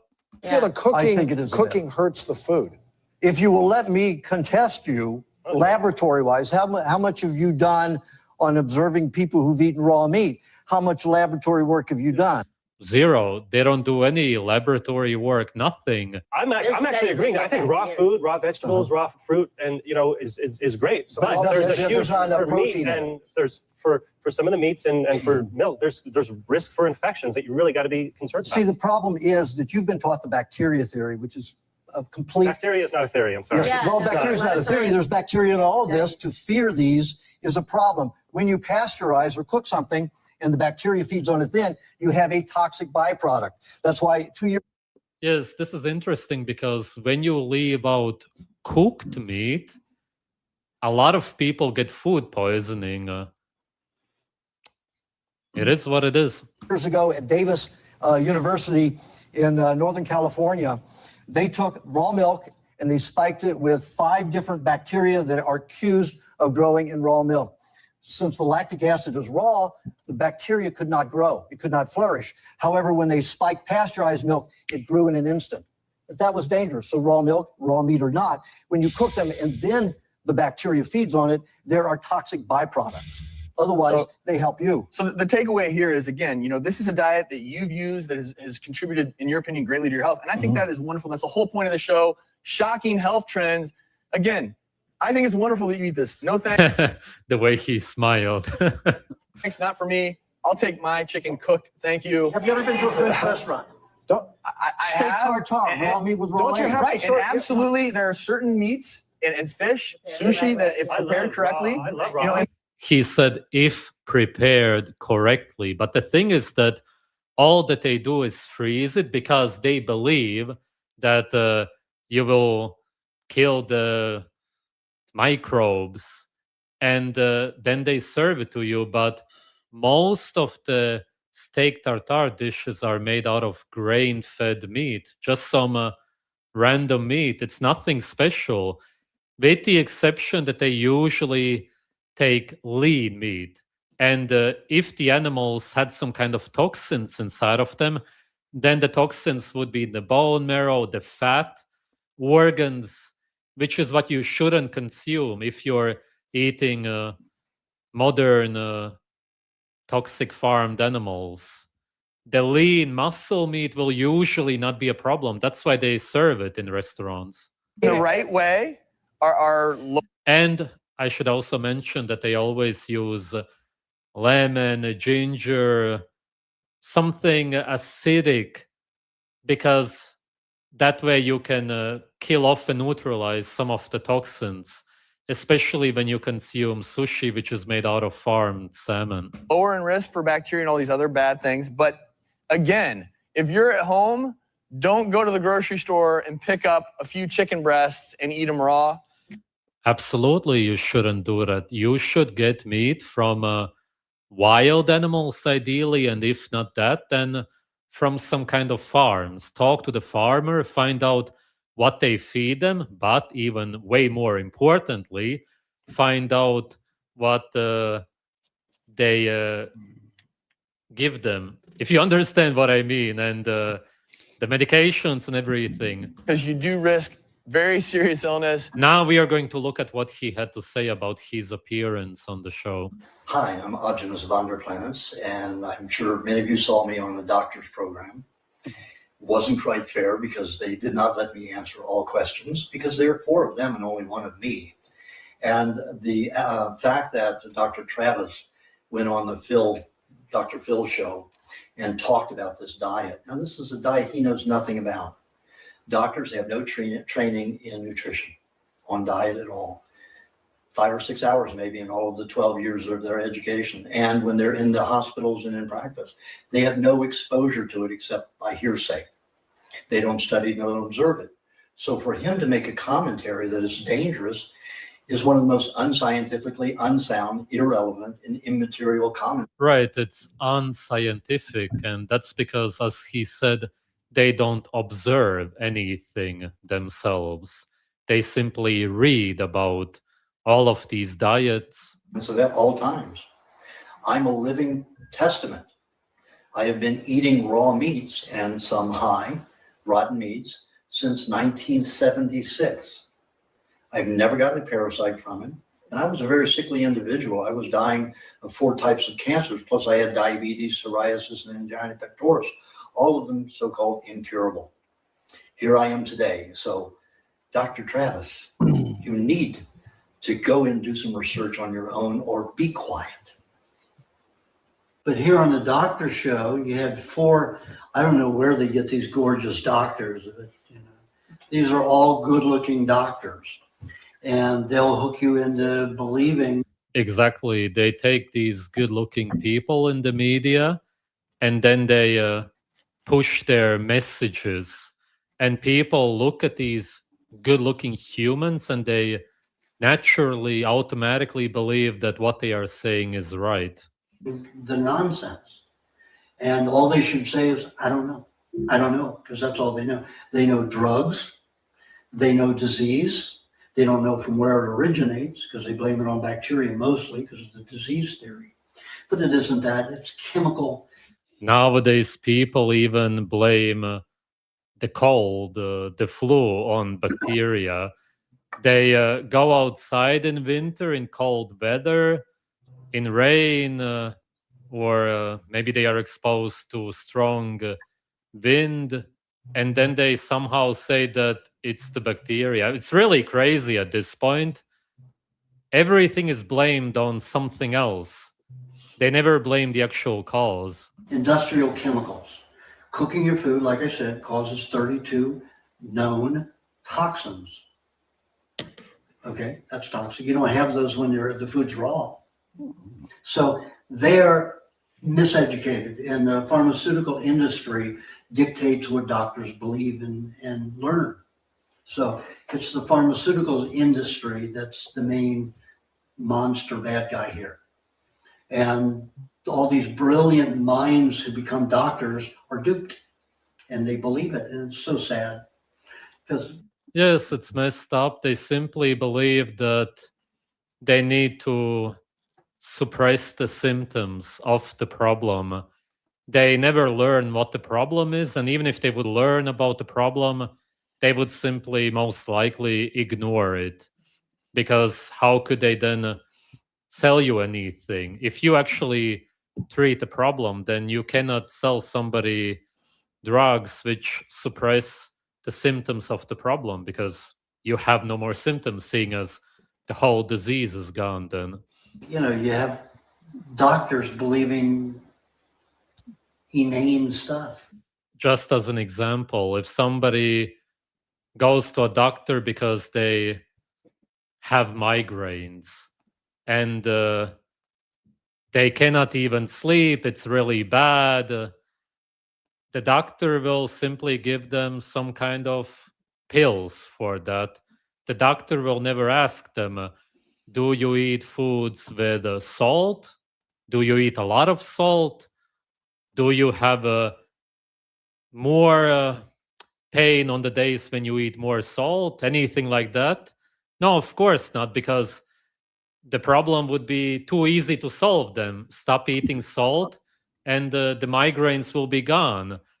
But what could they sell you then? Nothing. That's the thing. And stuff that doesn't help people. I mean, how can you have a doctor say that raw meat and raw dairy are bad when we've been eating them for, we know, thousands of years? And yet these chemicals that come in the drugs, that they're always giving chemicals, they don't give food. They don't give a dietary program, except for a few of them. They think they know something, but they give drugs. And that's what they're trained to do, give drugs, chemicals. How can a chemical that the body does not know or has not lived with for millions of years know truly what to do with it? And we know that they're all side effects. Every drug has a side effect. Not There's no exception. All drugs have side effects. The bacteria that grows on spoiled food looks something like this. Not very appetizing, huh? Well, Ripley's dined with a man who believes that How is that bacteria? a healthy diet consists of eating rotten meat. Wait till you see what's inside this guy's refrigerator. What would you do if you went to the fridge for a snack and saw this? If you're Arjunus Vonderplanitz, you grab a fork and dig right in. They portrayed him as if that's all that he eats. Believe it or not, he's been eating the foulest food he can find for the last 3 decades.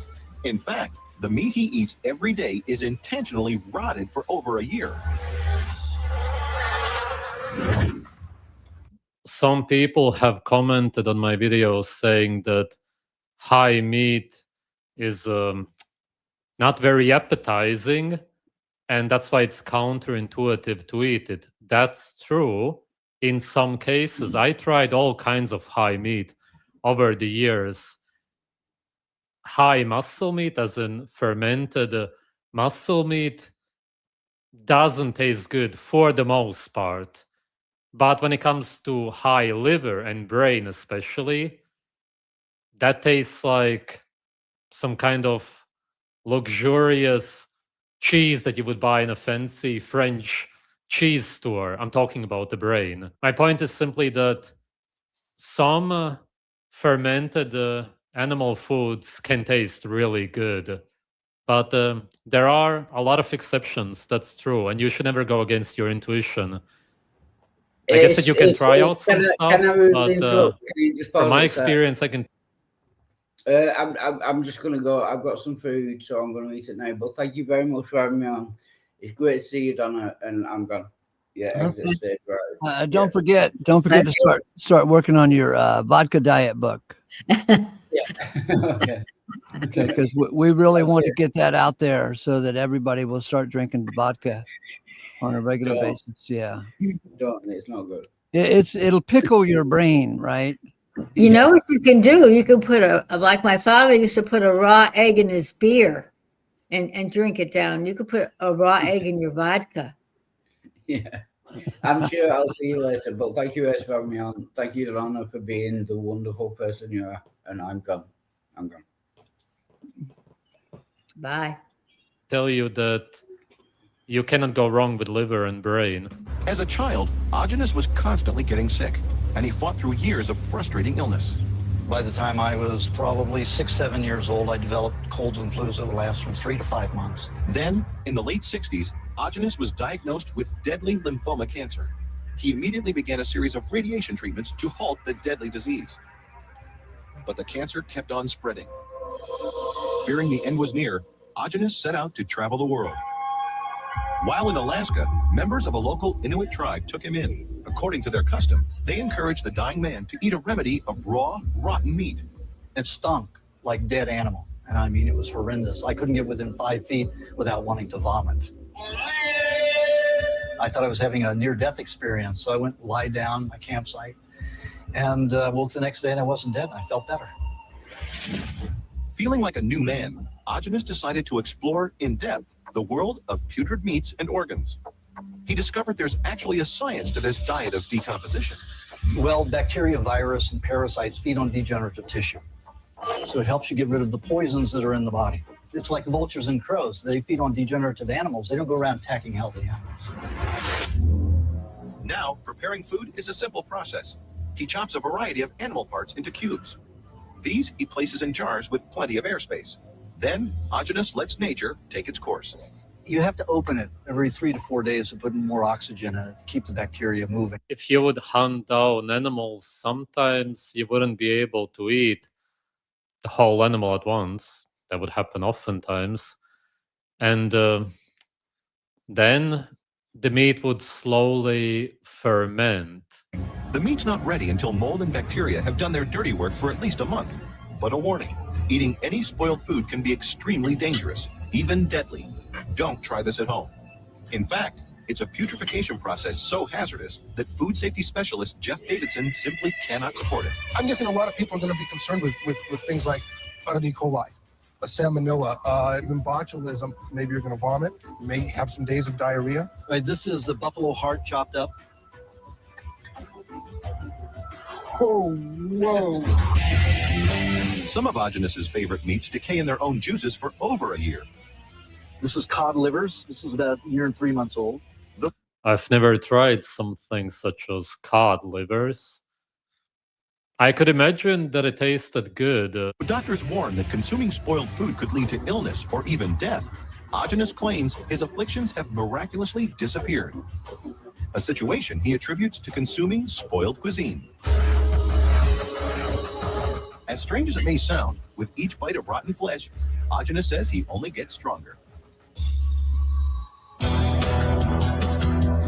This rotten meat eater has even written a how-to book about his unique diet. And not only that, he's a certified nutritionist actually counseling patients to improve their health. But even with all the positive benefits he attributes to eating rotten flesh, Agenus does have one important piece of advice.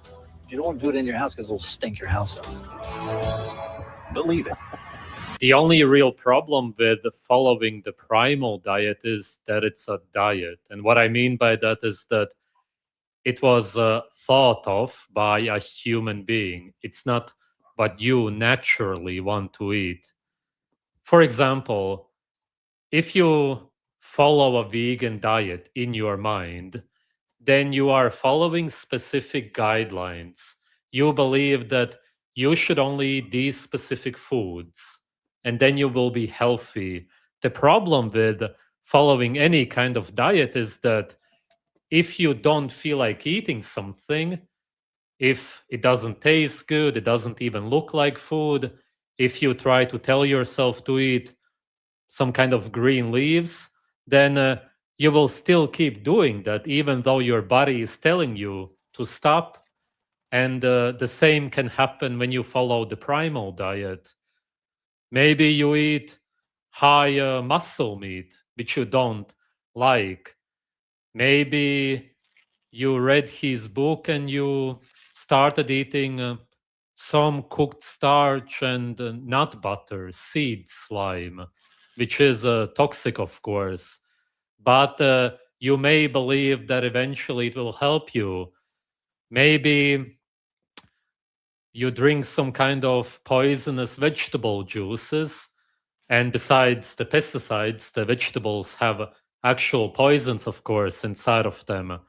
And you could go against your intuition, and you may actually suffer because of that, health-wise, just because you are following the primal diet. That's why I don't promote any diets. I only promote completely following your nature, your instincts, and eating what feels good to you, as long as the food is natural, of course. That's why if you do that, you will end up realizing that you will be eating raw animal foods for the most part, and maybe some fruits, which of course have been cultivated, maybe some honey also, and some people may not be able to tolerate dairy, but the primal diet was heavily based on dairy. I cannot tolerate dairy for the most part, and I'm sure that I never will be able to. And there's a lot of people out there who force themselves to drink raw milk. They have gas. They know that they cannot actually digest it, but they force themselves to do it because they are following the primal diet instead of their intuition. The primal diet, as far as man-made ideas go, was the best kind of diet that anybody thought of, because it was still based on raw animal foods, even if a large part was raw dairy. But when it comes to what you're naturally supposed to eat, then no man-made diet can obviously compare to that, because only you know what is good for you, and nobody else will ever be able to think of a diet which is better than what your natural senses tell you you're supposed to eat. Thanks for watching. Well, sure. Thanks, Donna. Thanks, Ace. Yeah, I think I'm gonna boogie out of here and phone a friend. And yeah, and that's a good point. No one diet or one way of eating fits all. It's not one diet fits all. Yeah. Yeah. Except the vodka diet. Everybody loves the vodka diet. Yeah. Well, you put a raw egg in it though, and I'm sure it's Well, nutritious. don't ruin that vodka with a raw egg. And besides, that didn't come from our author, Wildheart. No, that's true. And then my grandmother used to eat raw meat once in a while. And I was a little girl, and I was staying with her for a while, and she offered me some raw hamburger, and I ate it, and it tasted good, but I didn't know any better. Then when I knew better, oh no, So yeah. Well, okay. Good show. Yeah. And APPOLUMI. APPOLUMI. APPOLUMI. From whole From whole loose. I gotta write that down. From whole loose. Yes, the lost sheep have been loosed from the tribe, and Sodom was destroyed. Sodom was from whole loosed. And John 3:16, whosoever believeth in him shall not from whole loosed, but have Aeonian life. Okay. I think I've got it for the time being. Perfect. All right. See you later, alligator. Bye-bye. Thanks, Dave.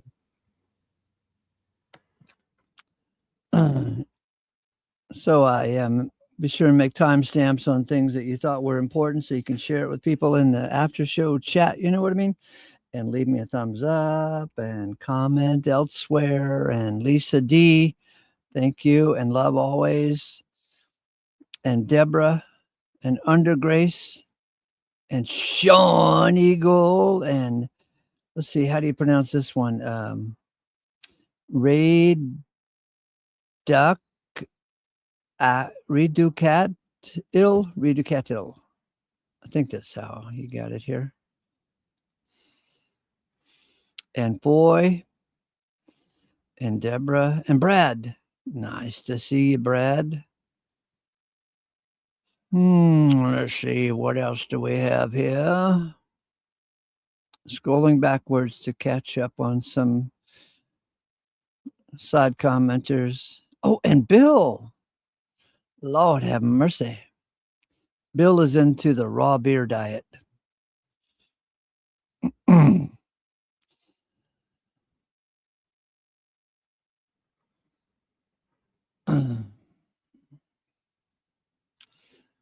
Grace to you and peace from God our Father and the God of our Lord Jesus Christ and Jesus Christ. Grace to you.